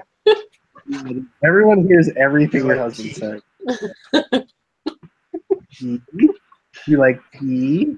Little chomp. Okay, No. so this is a very similar pattern here. The outstanding red Pendleton Beaver State wool You're blanket. not sharing. Oh, are you kidding me? You were for like a second, then it went away. Yeah. Okay. I'm getting some screenshot. Oh, it failed for some reason. Let's see. Your entire screen. Share. Okay. I think am I screen sharing now? Yes. Okay, so here's an outstanding red Pendleton Beaver State wool blanket. So this is like in the neighborhood, but you'll see Mm-hmm. that this is much newer. It was made by Pendleton. It's a fashion item. You see, 1970s probably. It's an older piece, but you know, it's got one swath of this fabric basically, Yeah, I see that. and you'll see some similar. You know, these are not the same by any means because these are printed to be Mm-hmm. coats, but this is a tailored piece that somebody could easily take and make into their own creation or creations later. You can see the really high price of a lot of these things. You're not sharing anymore. I don't know if you're. Oh gosh. It was, and then it just stopped. Yeah, there's a problem. Anyway, if you can find this pattern somewhere, let me know. I have been unable to find it. It's like a fire pattern almost. It's got that. So the pattern I can find, it's the colorway. This is a very rare colorway. I believe it's from the 30s or 40s. There's just no odor to this. It's just in really amazing condition. And you don't come across stuff like this every day, certainly. I mean, this is a really rare piece. The guy who got the other piece from me, wrote me a letter, thanking me, deeply for, providing that. And, he was like, I've been looking for this for 10 years. It's like, well, I just found it in a house in Portland. You've been looking for it for 10 years. You're like, hey, if you know anybody looking for this other one. Yeah. I asked him if he wanted to buy the other one. Are you ready? No, he paid He's a like, lot. No, I'm more of a purple kind of guy. Okay. $400 for a jacket's a lot of money, right? That's too much money. Well, I paid that for 2 of them today. Yeah, but you made your money back already. Yeah, but that doesn't matter. Well, it does matter. That means that you're almost to profit. Almost to profit. Well, it'll be a lot of profit very quickly. That's what it means. Yes. Anyway, what time is it? 11:12. Wonderful. Ooh, it does remind you're- me of Tequila Sunrise, actually. You said that? Oh. Yeah, the beverage. Sunrise Beverage. jacket. I don't know. It's very warm, so I'm gonna take it off. Yeah, I'm you're also- got a lot of layers there, but your basement is probably cold. It's homely. That It's- means ugly. well, look at it. There's like pipe. I just didn't think that was exactly the term you were looking for. There's He-Man. That's He-Man.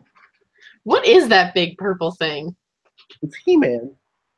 It looks like a California raisin. Looks like a turd.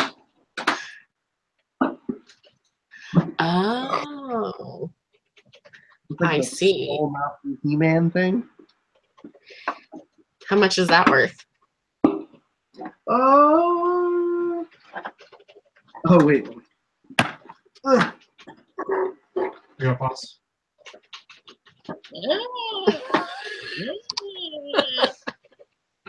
Wait.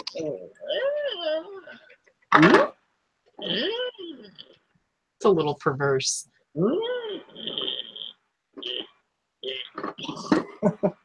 How much is this worth? I don't know. He was saying Oh! one side of You got pause. Get your finger stuck. Anyway, this was $1.99 at Goodwill. It's in immaculate condition for its age. It really is. The decals are perfect, and it's not like a replica. It's really like a new He-Man skull mountain thing. I have no idea I why. think that's worth a lot of money. Oh, Well, I guess I don't know if it's got parts missing. I mean, obviously the little tiny people and stuff are missing, but I don't know if it came with no, it came with let me see. Or no, the people didn't come with it. What's really cool about it is like the things that go missing are like this net. oh yeah, I'm looking. And the Looks like- decals and the it Looks was like a solid $75, I would say. yeah. I would say you're right. They're not as popular as they used to be though. Like there was a resurgence of this kind of stuff, and you know, Tons of those have sold in the last week. how many? Ton. Oh wow. 15, 20. Whoa. Yeah. He's been sitting on that shelf for a while. No death As piles. you notice, the angle of this camera is slightly different because, like, it used to be like Are you hiding a death pile? that. No, I wish. I need more. Actually, I need inventory. So, like death pile would be to actually have some inventory. I had in the last 4 weeks I had 4 or 5 days over $800 in sales on eBay, and even though my inventory is like $100,000, those are like, like there's a lot of long-tailed items. I pause. So it's like, this month doing 15,000 on eBay. That's like 12% of my entire inventory, and it's the good part. So it's like, Yeah. you have to have I really think that you have to have a larger inventory to succeed on eBay. I see a lot of people very little experience talking about this or that, and I've tried a lot of those things, and they just didn't work for me. It doesn't mean they're not going to work for anybody else, but you need a sustainable product supply, and if anybody can come in and use any knowledge to find the things that you're finding,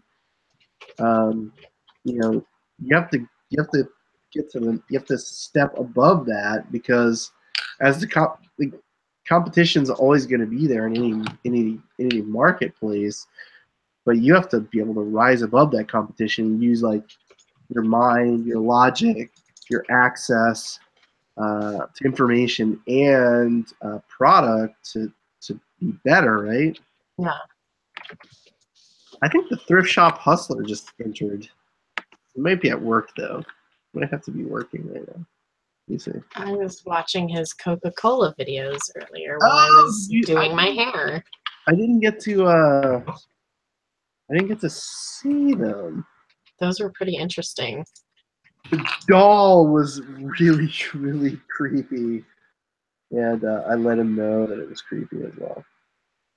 Yeah, no, that doll was not okay. That doll was not. No, it made me uncomfortable. Which is saying something because I have so many creepy dolls in my house. No, like anything that I see that's in your house is either like holiday oriented or creepy oriented.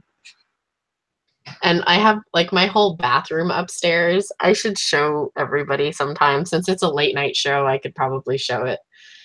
There's lots of like really bizarre. I have this vintage print. I think it's from a magazine. And it's like, I think it's French. It's from a French art magazine. And the rough translation, well, it has a picture of a man and he's got like a butcher's apron on and it's covered in blood. And you can see behind him jars of like body parts and stuff. And there's a body on a table behind him and blood dripping down it. And he's drinking. Just warning, this is really terrible. So he's drinking a large jar and it has like a fetus in it. And he's drinking it. And the rough translation of the text is, it doesn't matter the container as long as what's inside gets you drunk.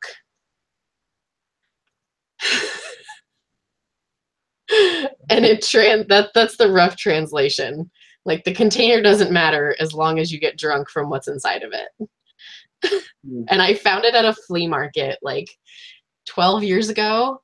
And I was like, I don't know what the fuck this is, but I absolutely have to have it in my life.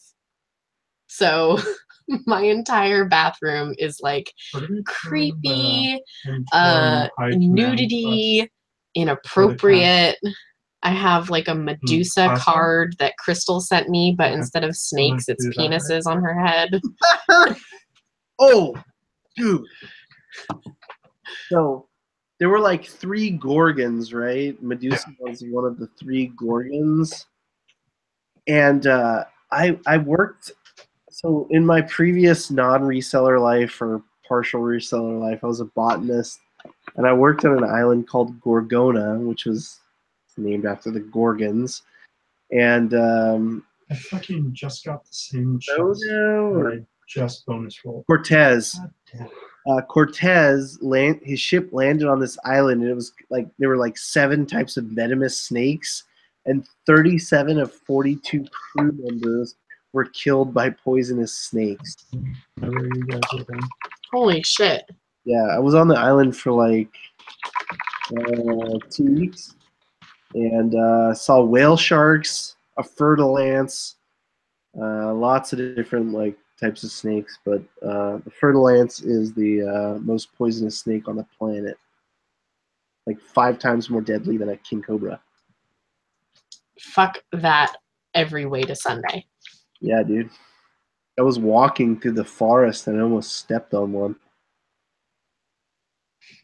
It has fangs that are like it can go like a rubber boot is like fun and game. So like you're wearing rubber boots and it'll just go right through a rubber boot into your ankle. Like, you know, they know how to bite people, you know, they've killed people for a long time. So they bite at your ankle bone where like the skin is really thin and there's a lot of blood flow, you know. So it gets right down to the bone. Whack. Yeah. No. So I love snakes, by the way. Go right through the rubber boot into your, and they just, you know, they rear up like that, and they have those venom glands, you know. It's like, oh, it says evil. I think snakes are super cool, but can you invite Thrift Shop Hustler by any chance? He's not on my list. like give him the link, or I don't know. Can I do it? Join. I don't think I can do it. Okay. Yeah. Control room? Nope. No, it's up at the top. It should be like invite people. I don't have that because I'm not the Yeah, owner. Evilos, click on this link. What happens? Let's see if I can click on the link. Let's see. Oh, it loads if I do.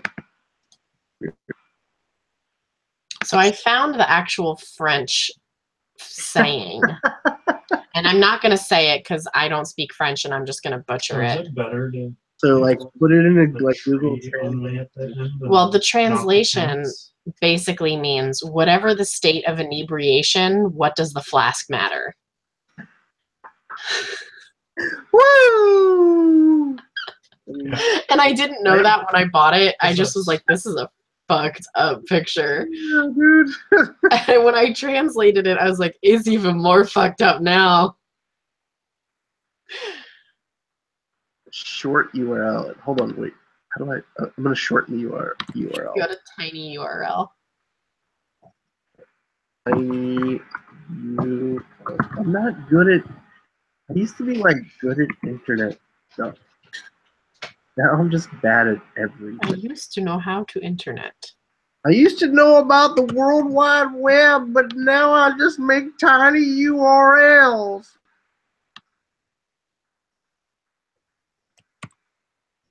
All right, Dr. Evilos. I want an action figure of myself. No one will buy it, but maybe I could just buy. Oh, it says error. Try again. That's weird. You want an action figure of Wow. yourself? Yeah. You guys sound better, by the way. Dude, it's like it's. Can anybody see Wow. the URL? It's like Wow. unhighlighting it. Mother's mustache says Corey has a tiny URL. I can do it. I can make it tiny, I think. It says error. Try again. It thinks I'm spamming myself. Oh, yeah. It won't let me do it. See, I'm not just dumb. Nope. Dude, I have to like add you on some shit so I can send you a thing. I need to know your names. Oh, there you are. Okay, I got you. And Evilos invited. Mad stickers at yahoo.com. This guy says he got Yes. stickers. This guy says he got stickers. Everybody says they got stickers, but you know what? We got mad. Mad stickers. I got Oh my god! stickers. Could you delete that now that I'm here? I Yes. want a bunch of spam. Can you hear me? Fuck Yeah, we that. can hear you. Oh, good. I feel like we're having an earthquake with how much your phone is moving. I don't understand how moderation works. Oh, That's I was okay trying to because get I into- do. I was just trying to get into a better position. How you guys doing? I got like literally like a few minutes. Oh, okay. So I got some Star Wars shit. Okay, All right, boss. and he's gone. Okay. We're doing well. I'm doing very well. Kayla is doing very well. Right, Kayla?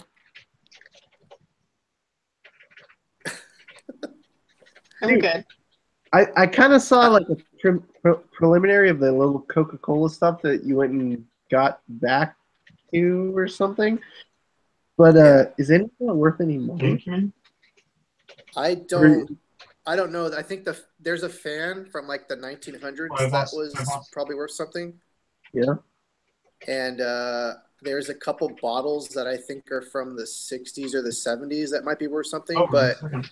Oh, I just put them all up for $9.99 with an auction, so we'll see how that goes. Oh, you put all the bottles up for $9.99. Yeah, all the bottles started at $9.99, and we'll just see. I'm gonna actually do a YouTube video tomorrow, and kind of basically see if I can push traffic to the listings that way to see if Coca-Cola collectors will see the video and then go to the auctions and then check it out. So we'll see how that goes. Seems like a lot of effort. Yeah, but it's cool. It's what I do. Effort.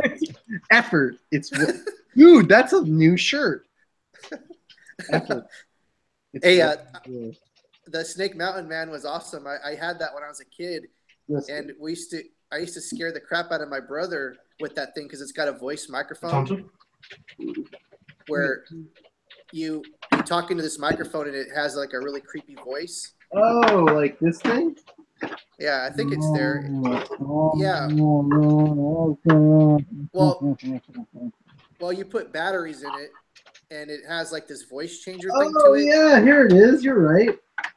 and that's a microphone. Find batteries. Yes, find Hey, batteries Dropbox? for that. Well, dude, I have batteries right here. Oh, look at that. Oh, man. Ever ready. Oh, shit.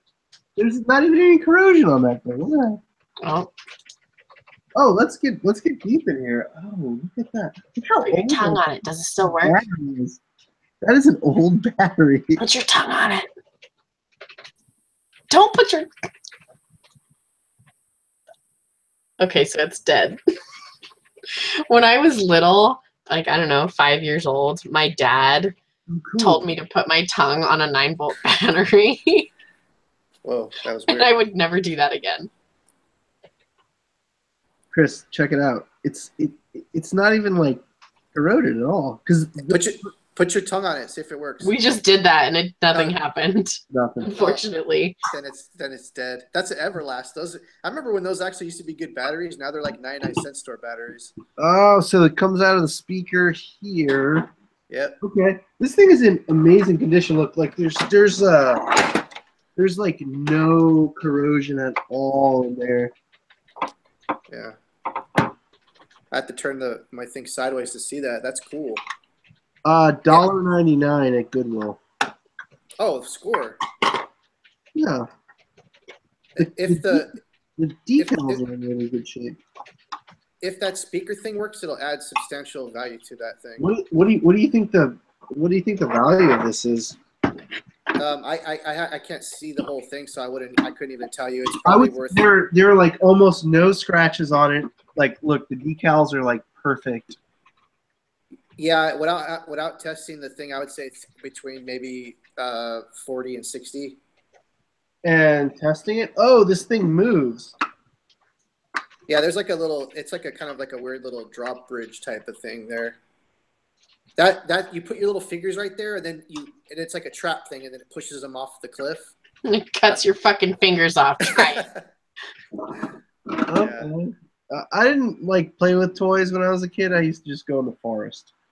Oh no, like I had all the He-Mans and stuff. That was one of my favorite toys. One of my earliest memories is Christmas of 1985 getting He-Mans.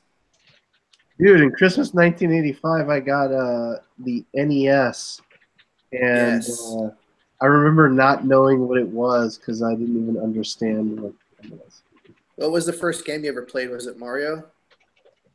No, but it looked way different than in any other games. Like, we had an Atari, but it was like the solid state one that was like Pong or whatever. And Oh yeah. like my parents like kind of, they're non-materialists. It's weird that I'm in this business, but They're hippies, basically. what? They're hippies, basically. No, No. they're not hippies at all, but they're not materialists. Oh. Anyway, so Chino's back. It res Chino to kill him. they gave me a Nintendo, and the NES it came with like Gyromite and Rob the Robot, and Mario Brothers wasn't out yet, and I had to go to Circuit City probably or something like that, whatever the local thing was. And my parents bought me Mario Brothers and Ghost and Goblins, and Ghost and Goblins was the hardest game that was like ever for NES, and that was like the first game that I picked out for myself. Yeah. That's how That much is I a tough sabotaged myself. I picked that game. Well, the very first video game I ever played was E.T. for Atari, and I must have been like 3 or 4. And I remember being frustrated as hell with that game, being 3 or 4, and to find out that was the shittiest game I ever made for Atari. No, it was the shittiest game ever made for any platform. Period. I remember playing E.T. as a kid, and remember like getting like, I just have this memory of like, it's like, I don't remember. 'Cause it's like there's like a telephone. You have to make a telephone. Yeah, you had to piece together telephone. You You had can to, always fall down a hole. yeah, you had to escape the FBI. You had to run from like the CIA or something like that. It was really I weird. just remember like so I have a long relationship with E.T.'s the first movie I ever saw in the movie theater.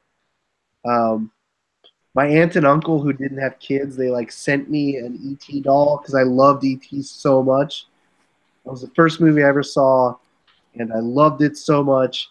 They sent me an E.T. doll. When I got the E.T. doll in the mail, I kept this thing. I still have it today. I called my uncle, or my mom like called the phone for me, so I could call my uncle and tell him, "Hey, thanks for the ET doll, right?" So I call up and I was like, I'm like 3, 2. What is it? ET 1985. I was born in No. ET was like 1981 or 82. 83. It has to be 83. Yeah, it's early. So I think it's 83 because I think I was 3. So my mom calls me on the phone. My uncle answers, and I'm like 3. And I'm like, "Hi, Uncle Bob. I got the ET." He's like, "Listen, you fucking asshole. Stop calling me."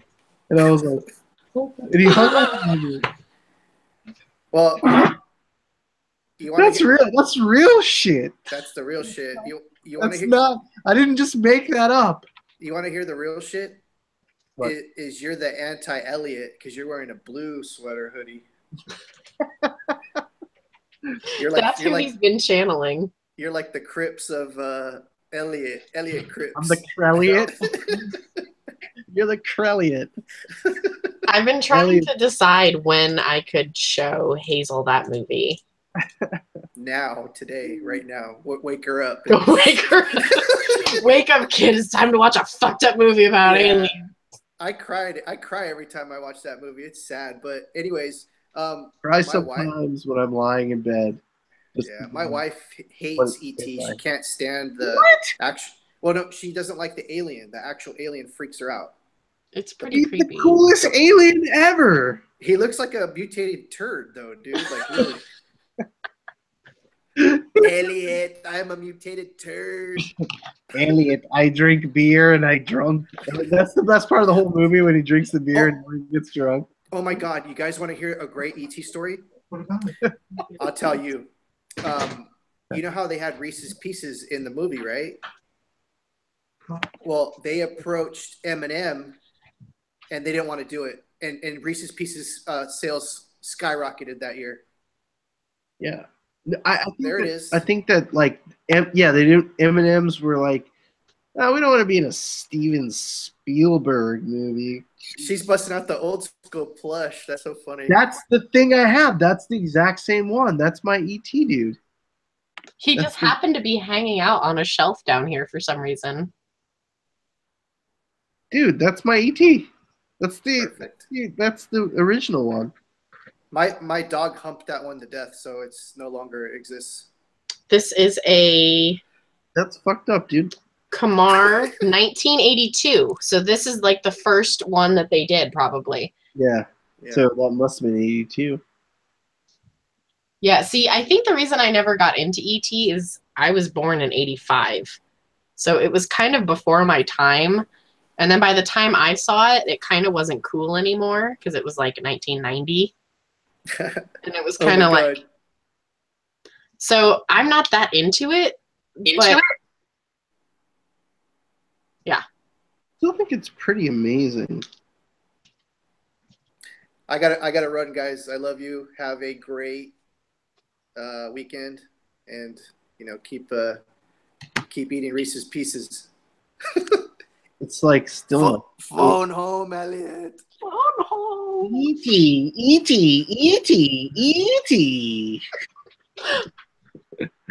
That's the best. E.T. Elliot. When Elliot releases all the frogs, they freeze the frogs. I think Hazel would be freaked out by it. I saw it when I was like 2, obviously, because I was in the movie theater, and I have a vivid memory of my dad taking like a milk crate, putting it up to the Pac-Man machine, sitting me up there, and I've never seen Pac-Man before, and like I instantly learned how to play Pac-Man, and they were like, when my uncle was there, and they were like, "What My the boss. fuck?" Like, who taught this kid how to play fucking Pac-Man? Like, Pac-Man is one of those games where it's like you see how it works and you can just play. You know, games aren't like that anymore. Yeah. Video games are like that anymore. Yeah, Paisley said she watched it with her daughter last year and she liked it, but it made her sad. And Hazel's super sensitive. Like, yeah, Lily is too, and she gets scared by like she gets really scared by themes that are My boss. really frightening. So I tried to let her watch Home Home Alone, mhm. and that was like way too scary. Hazel kind of liked Home Alone, but I don't think she likes the creature things. Like, we watch Neverending Story, and Falcor kind of creeps her out. And Yeah. Lenny doesn't like things that are like based on reality at all. Like she likes like she likes cartoons, and she like if it's like people, it kind of freaks her out. boss. Maybe she inherited that. we listen to a lot of podcasts, and tonight I started playing Welcome to Night Vale for her, which is kind of a weird, pretty tame, but like a little weird podcast about like this strange place where all these kind of odd things occur. And I wasn't sure if she'd like it, and we got out of the car and she's like, I want to listen to more of that weird podcast. That's good. So she likes that, but I don't think she likes the creepy imagery of things. Like, I don't know if I don't think she'd dig ET. She just saw that movie Coco, the new Pixar movie about like the Day of the Dead. And the skeleton part I don't think scared her, but it made her sad, like when the people died. Like, she was really upset about that part. Obviously, like that's not a part of like your normal daily life. Yeah. The podcast is called Welcome to Night Vale. It's been going on since like 2012. Yeah, I want her to get more imaginative with like storytelling and stuff. She really likes storytelling. She likes to tell stories. She likes to sing songs and all that kind of stuff. And When Hazel was her age, Hazel was really into records. Like, we have a record player, and we bought a bunch of those old Disney records, yeah, like with Alice in Wonderland and stuff like that. And she could listen to it without it having all the video and pictures. Yeah. So she might like something like that. I was actually surprised that Hazel was able to sit down and she'd listen to an entire record front to back. I got her this for I think Christmas. that's fun. Yeah, this is like, and I got a bunch of records too. This is new. And then she can actually do it herself. See, I won't let Hazel play with my record player, but see, she'll be able to change the records on that. In the 70s. That's awesome. Isn't that crazy? It's not open. Did you? Oh, you should test it before you give it to her, and if it doesn't work. No, I just don't look. It's not creased. It's never been open. Look. Doesn't mean that it works. Oh, it definitely works. No, come on. It's Paisley says that the video is stuck on you, and she's very upset because I'm the cute one. Okay, she didn't say the last part. That's just me. I'm just here for the champagne. Oh, I wish. I hope there's champagne on Sunday. Didn't you organize the party? Couldn't you be like, get a case of champagne? What the fuck? I know there's a bar. I mean, I'm guessing they have wine. I guess they'll have champagne. Oh no. Ooh, It's fixed. I think. You froze for a second. Yeah, it got all. It's better now. Yes, you could have been like, I need that that click review. And I need to say it like big exactly sweat guy. like that. So it sounds like I know what I'm talking about. Yeah, you want that click review. That Dom Perignon. Give me that.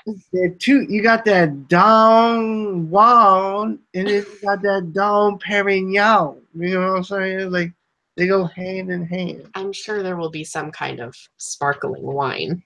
Perhaps not true champagne. Sparkling wine. How many people are coming? Like 60 something? Holy shit! I just had someone cancel on me. Oh, She said no. she knows that there's no refunds, and there's not. Sorry. I feel bad, but sorry. But I also had Yeah. someone ask me if there were still tickets available, so maybe I can hook those two people up. But I'm not going out of my way to do that because honestly, I'm done. So we'll see. But it is like 60 something people. I'm organizing this shit, but if you buy a ticket, fuck you. Listen, I don't take returns on eBay. I don't do returns with your tickets, okay? Clear your schedule. No, I think I would never ask for a refund on a ticket. No, and she didn't. She was very nice. She didn't ask for one. Like, listen, can't. I bought a ticket for the reseller thing in Northern California. I just honestly, like, a sale came up that I couldn't miss, and you know, like, it was like $6,000, and that's like, sorry. I mean, when you get into that kind of cash. Oh yeah, and she said she has a family thing that came up that she doesn't want to miss. Like, that's totally understandable. And she didn't ask for a refund, so she understands. I didn't say anything. I don't even know if they didn't know. No one even knew. Yeah. That. Yeah. Mm. Nobody. I mean, I'm nobody, so nobody really knows about the show. Everyone missed you. A fake name, or if I like register for those events, I usually use my I use a secondary PayPal account. Bend over. We made it. Mike Hunt. No, Mike Hunt. That's what I said. Mike Hunt. My husband just was like, what are you talking about? It's Mike Hunt. No, Mike Hunt. Oh, Mike Hunt. Yeah, good old Mike Hunt. Oh, Mike Hunt. Oh, all right. That's what I said.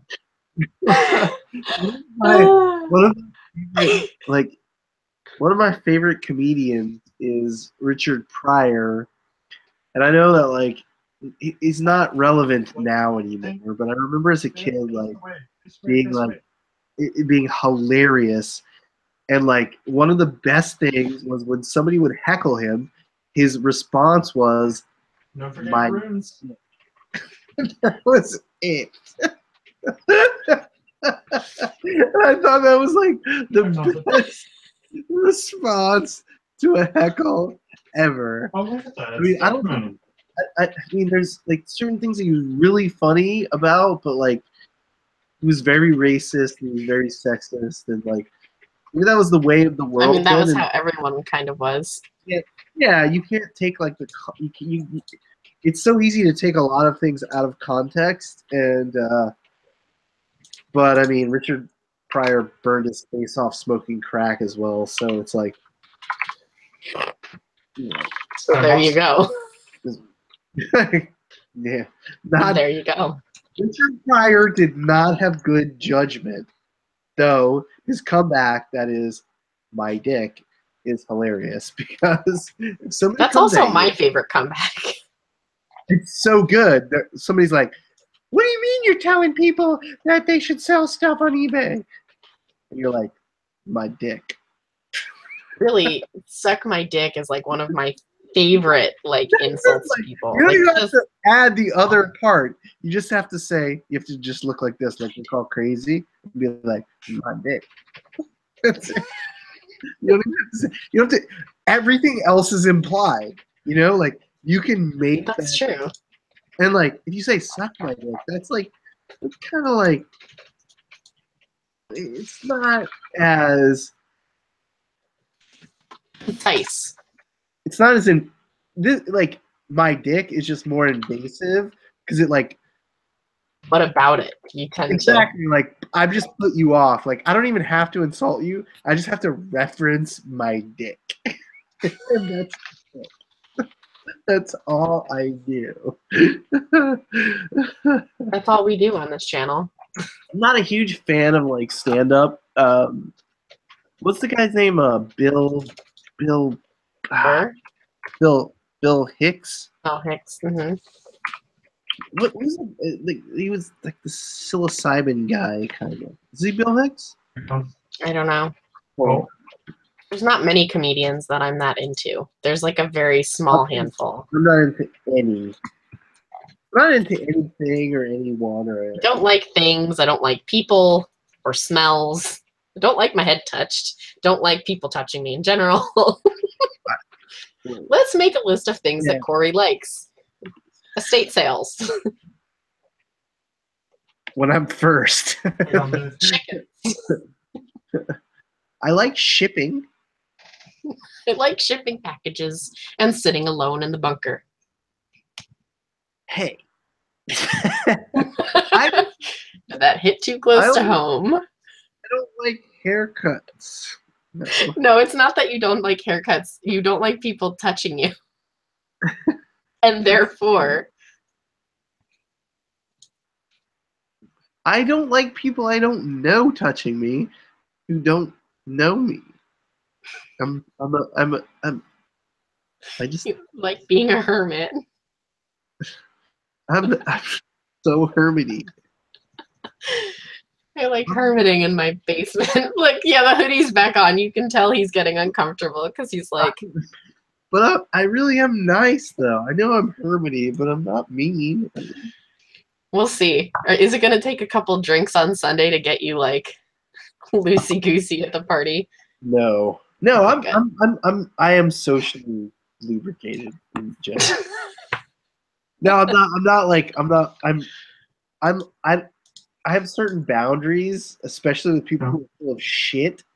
But usually I'm communicative. As you see me here, I am publicly. Okay. Yeah, like I wouldn't say there's much difference. I think I'm But- even more so in person. I mean, this is pretty much 95% for me because it's like it's an easy forum to just like go, you know. Yeah. At the same time, like, there's a lot of people who I've interacted with that I'll meet for the first time, but like, also at the same time, like, it's very important for me personally to like project who I am. So I'm not, but I also don't like to. I don't like to like get in people's way or offend people or whatever. Like, I try not like I can be forward. Like, if you want to talk about a topic, really, like we can talk about anything. If you want to talk about that you think the Earth is flat, like I might have some like I might not agree with you, but like we can have a conversation about that. If you think like plants have feelings, like, we can talk about that. If you want to talk about like how you look at like symbols and decide whether it's sterling silver or coin silver or whatever, we can talk about that. We could talk about Chinese jade or Burmese jade or pipes on my ceiling. I love that we're being given a list of things that we can talk about. Ham sandwiches, gerbils, Wait, I need to get a pen. I gotta make a list. glasses, ornaments, nut oils. Nut meat, your favorite color. My favorite color, which is also Jacob's forehead. Nut meats. Man, I'm really glad that we have this reseller show where we talk about reselling and what we do for a living. I feel like this is really beneficial for Why have a people. show like that? Like, everybody has a show like that. Nobody has a show like this. Nobody has a show about poop and eBay and poop. I mean, come on. This is one of the uniquest. Uniquest. With the best vocabulary also. This is one of the most unique reseller environments that there is, I think. Mother's Mustache asked a very important question. What's, What happened to the can of ass? I don't. What happened to the can of ass? Remember when you drunk ordered a can of ass? Oh, dude, it never came. I'm still waiting for the ass spray. Yeah, wait. Did you check on Amazon?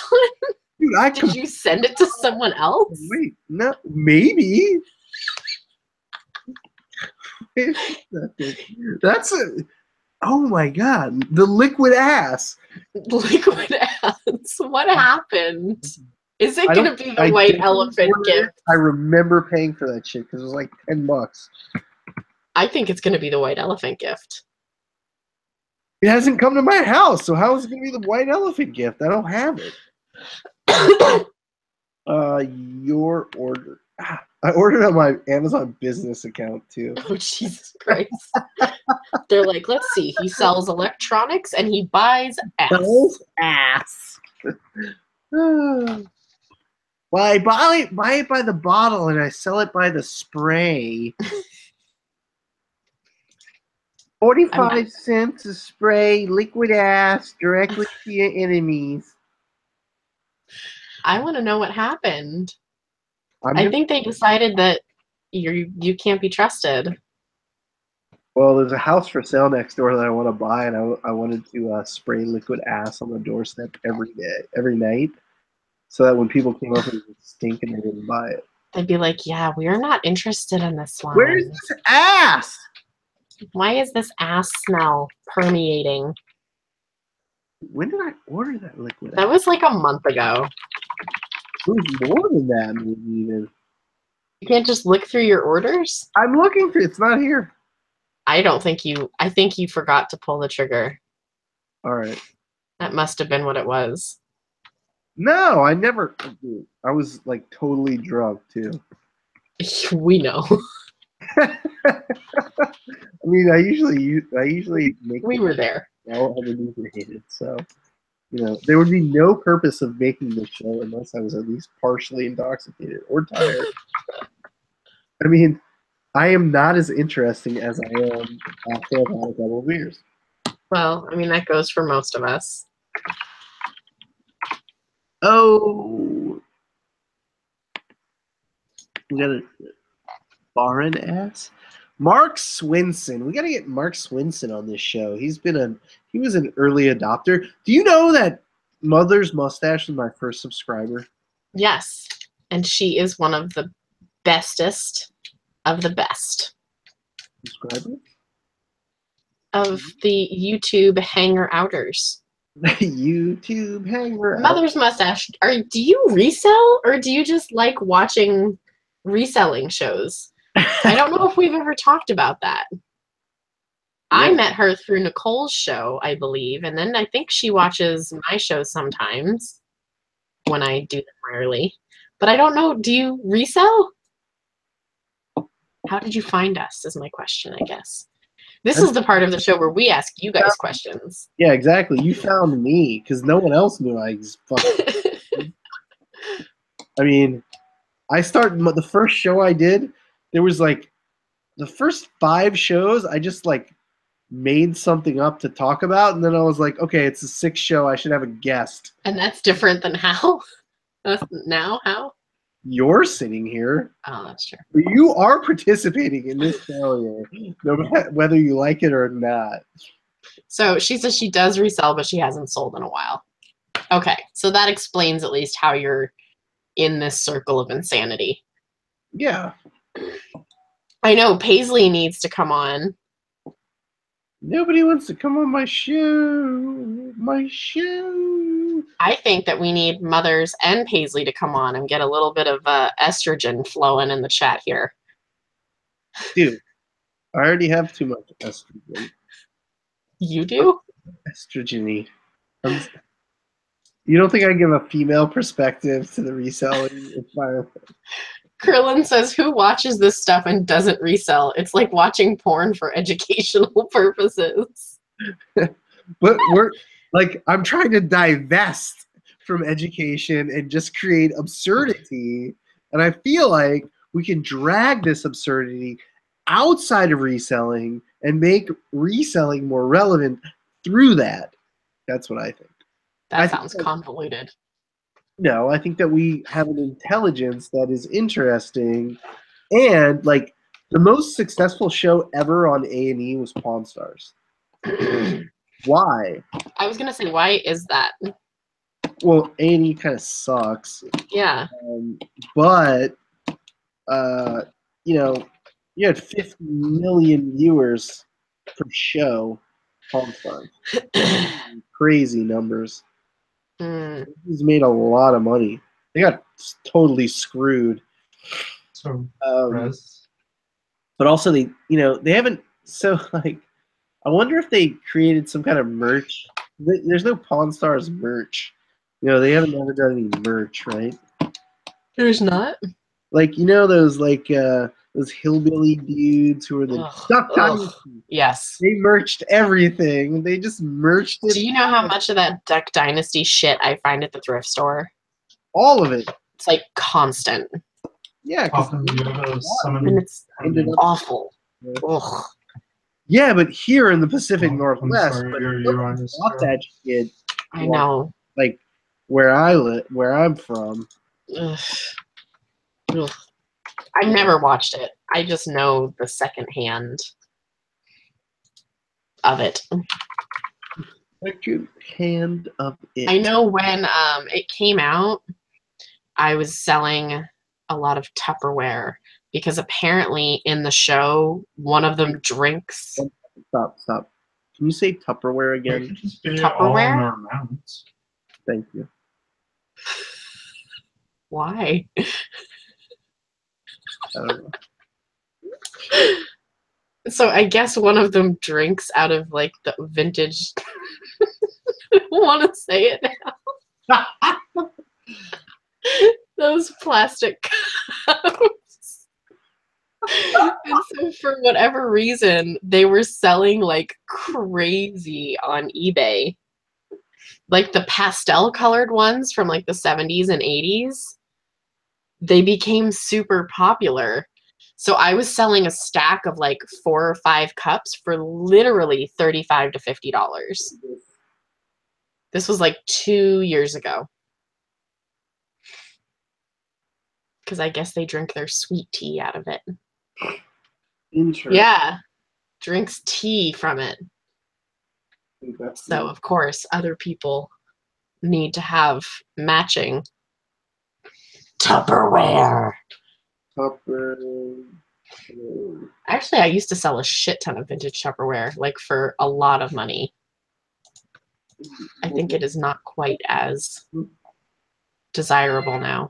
Nobody cares about that shit anymore. Just like nobody will care about like records. fucking Everybody tall. wanted records like 5 years ago, and cassette tapes are going to explode. I am selling those stupid cassette players. Like everyone I find I selling buy every one that I find, which is not many. Fastest right way. now, but I'm not buying cassettes because it seems stupid. But you need cassettes to use a cassette player.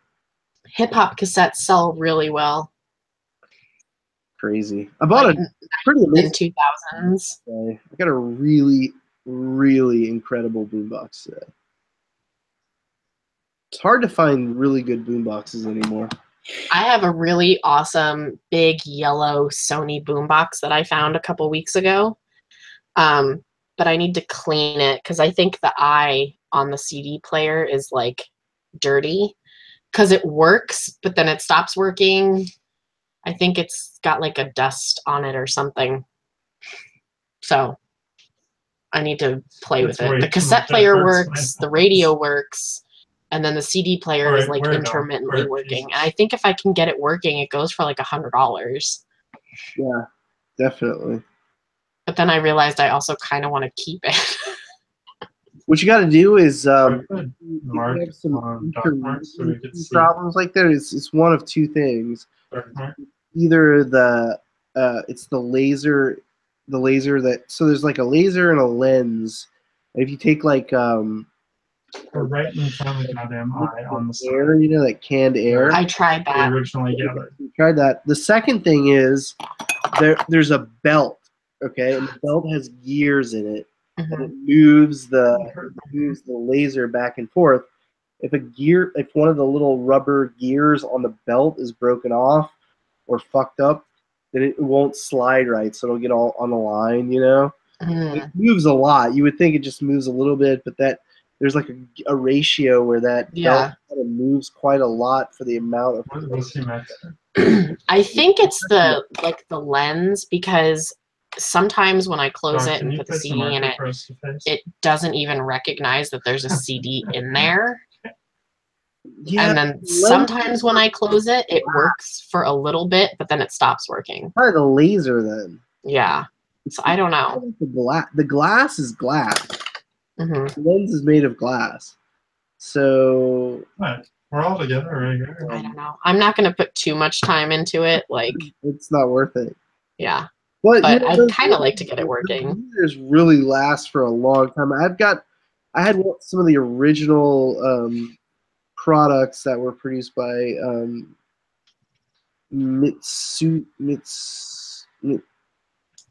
Mitsumi TikTok. Mitsumi company. They invented the What? Sony and He's gonna Mitsumi die, and then he has to buy leave. patents to He produce. knew what he was doing. CD is actually it's a Japanese technology. People think it's like an American technology. It's not. It's a Japanese technology. Mitsumi. Hmm. Like I'm not looking this up right now, but I believe that to be the case. Like it's Sony and Mitsumi. They invented it together, combining some patents, and the CD was born. And pretty interesting. The Sony stuff, like Sony CD stuff, it's just built so well and it lasts so long. Right? And since the rest of it's in such good condition, like, I don't think it's broken. I think something just needs to be messed with. I don't know. Paisley, it was the same way for me, because those goddamn C and D batteries cost $1 billion. Dude, and they last like 5 minutes. On the 5 minutes. boxes, it's like you play a day and it uses 16 D batteries. Where the Forget who even buys D Who batteries? had that kind of money? Bye. No, D batteries are ridiculous. Yeah. I can. Well, and I grew up in the hood, and to be a cool kid, you had to have your boombox with you. And I carried my boombox all over the place. Do you want to see And I was you want to see my boombox? yeah. I was going through C or D batteries, whatever it was, like crazy. This one uses like let's see how many. God, I think mine took like 8. Oh, did you hear Cordy, Stephanie? Come here. Let's see how many batteries. So Sure. it is of my belief that Philips makes some of But the they don't even give you a flying mount. electronics in the world, most complex, with really high standards of working. That's so nice. Ooh, look at that with the 4 speakers. Amazing boombox, amazing. It's got tape, right, and CD at the top. It's awesome. Dials. And let's see how many batteries this fucker uses. Obviously, you have the AC cord. This one uses 6, only 6. Which Only 6. Wow. yeah, that's pretty crazy. Oh, I'm sorry, 8. That sounds more like it. Look at this Like a full package. battery panel on this thing. Well, and then as soon as you put the batteries in, it suddenly went from weighing like 9 pounds to like 27 pounds. How did you find a really good boombox? Because they can like Oh, they what's can his be name? so good that they can take the place of actual head units and stuff. You want an audio in, and I think that I got it. that believe that I might be wrong. So I have lower carriage. Pick with joy. You can, if you're able to, stick your hand inside the boot with a measuring tape. You can find guides online that tell you what size equivalent inches are to a manufacturer size.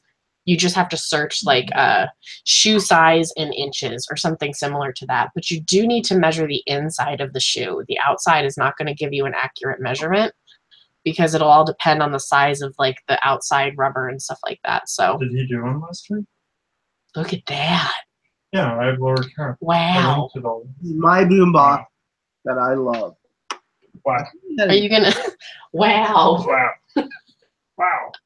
Are you going to bring it with you to the party? Wow. Are you going to be the DJ? Wow. We'll come to the party like this. Oh, I wish you would. Is he doing this again? You Is he can't putting afford his those TV batteries, there? though. Let's be honest. None of us have that kind of money. I got rechargeable batteries, motherfucker. Oh, shit. Ah. No, that's the one I can hear. That's I can your hear keeper? Doc Mark. that's my keeper. I bought a Sony today that's like pretty solid. I mean, you could break down walls with these sound wall things. It's pretty crazy. Anyway, let's talk about crazy by going to sleep. That is crazy. I have to go to estate sales in the morning, and I have packing to do. I know you got to come to Portland. Woohoo! Party! Woohoo! I'm so curious about how this is going to go down. Like, it's going to be hilarious. I'm usually like an observer, but I'm getting into the fray. You have to. I'm going to get into the fray. And I'm the complete opposite. I am like, leap before I look. That's my motto. Yeah. Yeah, no, I'm getting into it. Well, there will be pictures and there will be videos, Thrift Shop Hustler. So maybe somebody will know who I am, so that's good. I have a feeling there will be a handful of people. Yeah, exactly. Like me and Nicole and Jake. No, that's good enough for me. Like, good enough for myself. Anyway, Kayla, lovely to see you, and I'm looking forward to seeing you either tomorrow or Sunday or both. Yeah, I'll shoot you a text tomorrow. Awesome night. Good night. Chat people, thank you for hanging out. We'll see you soon.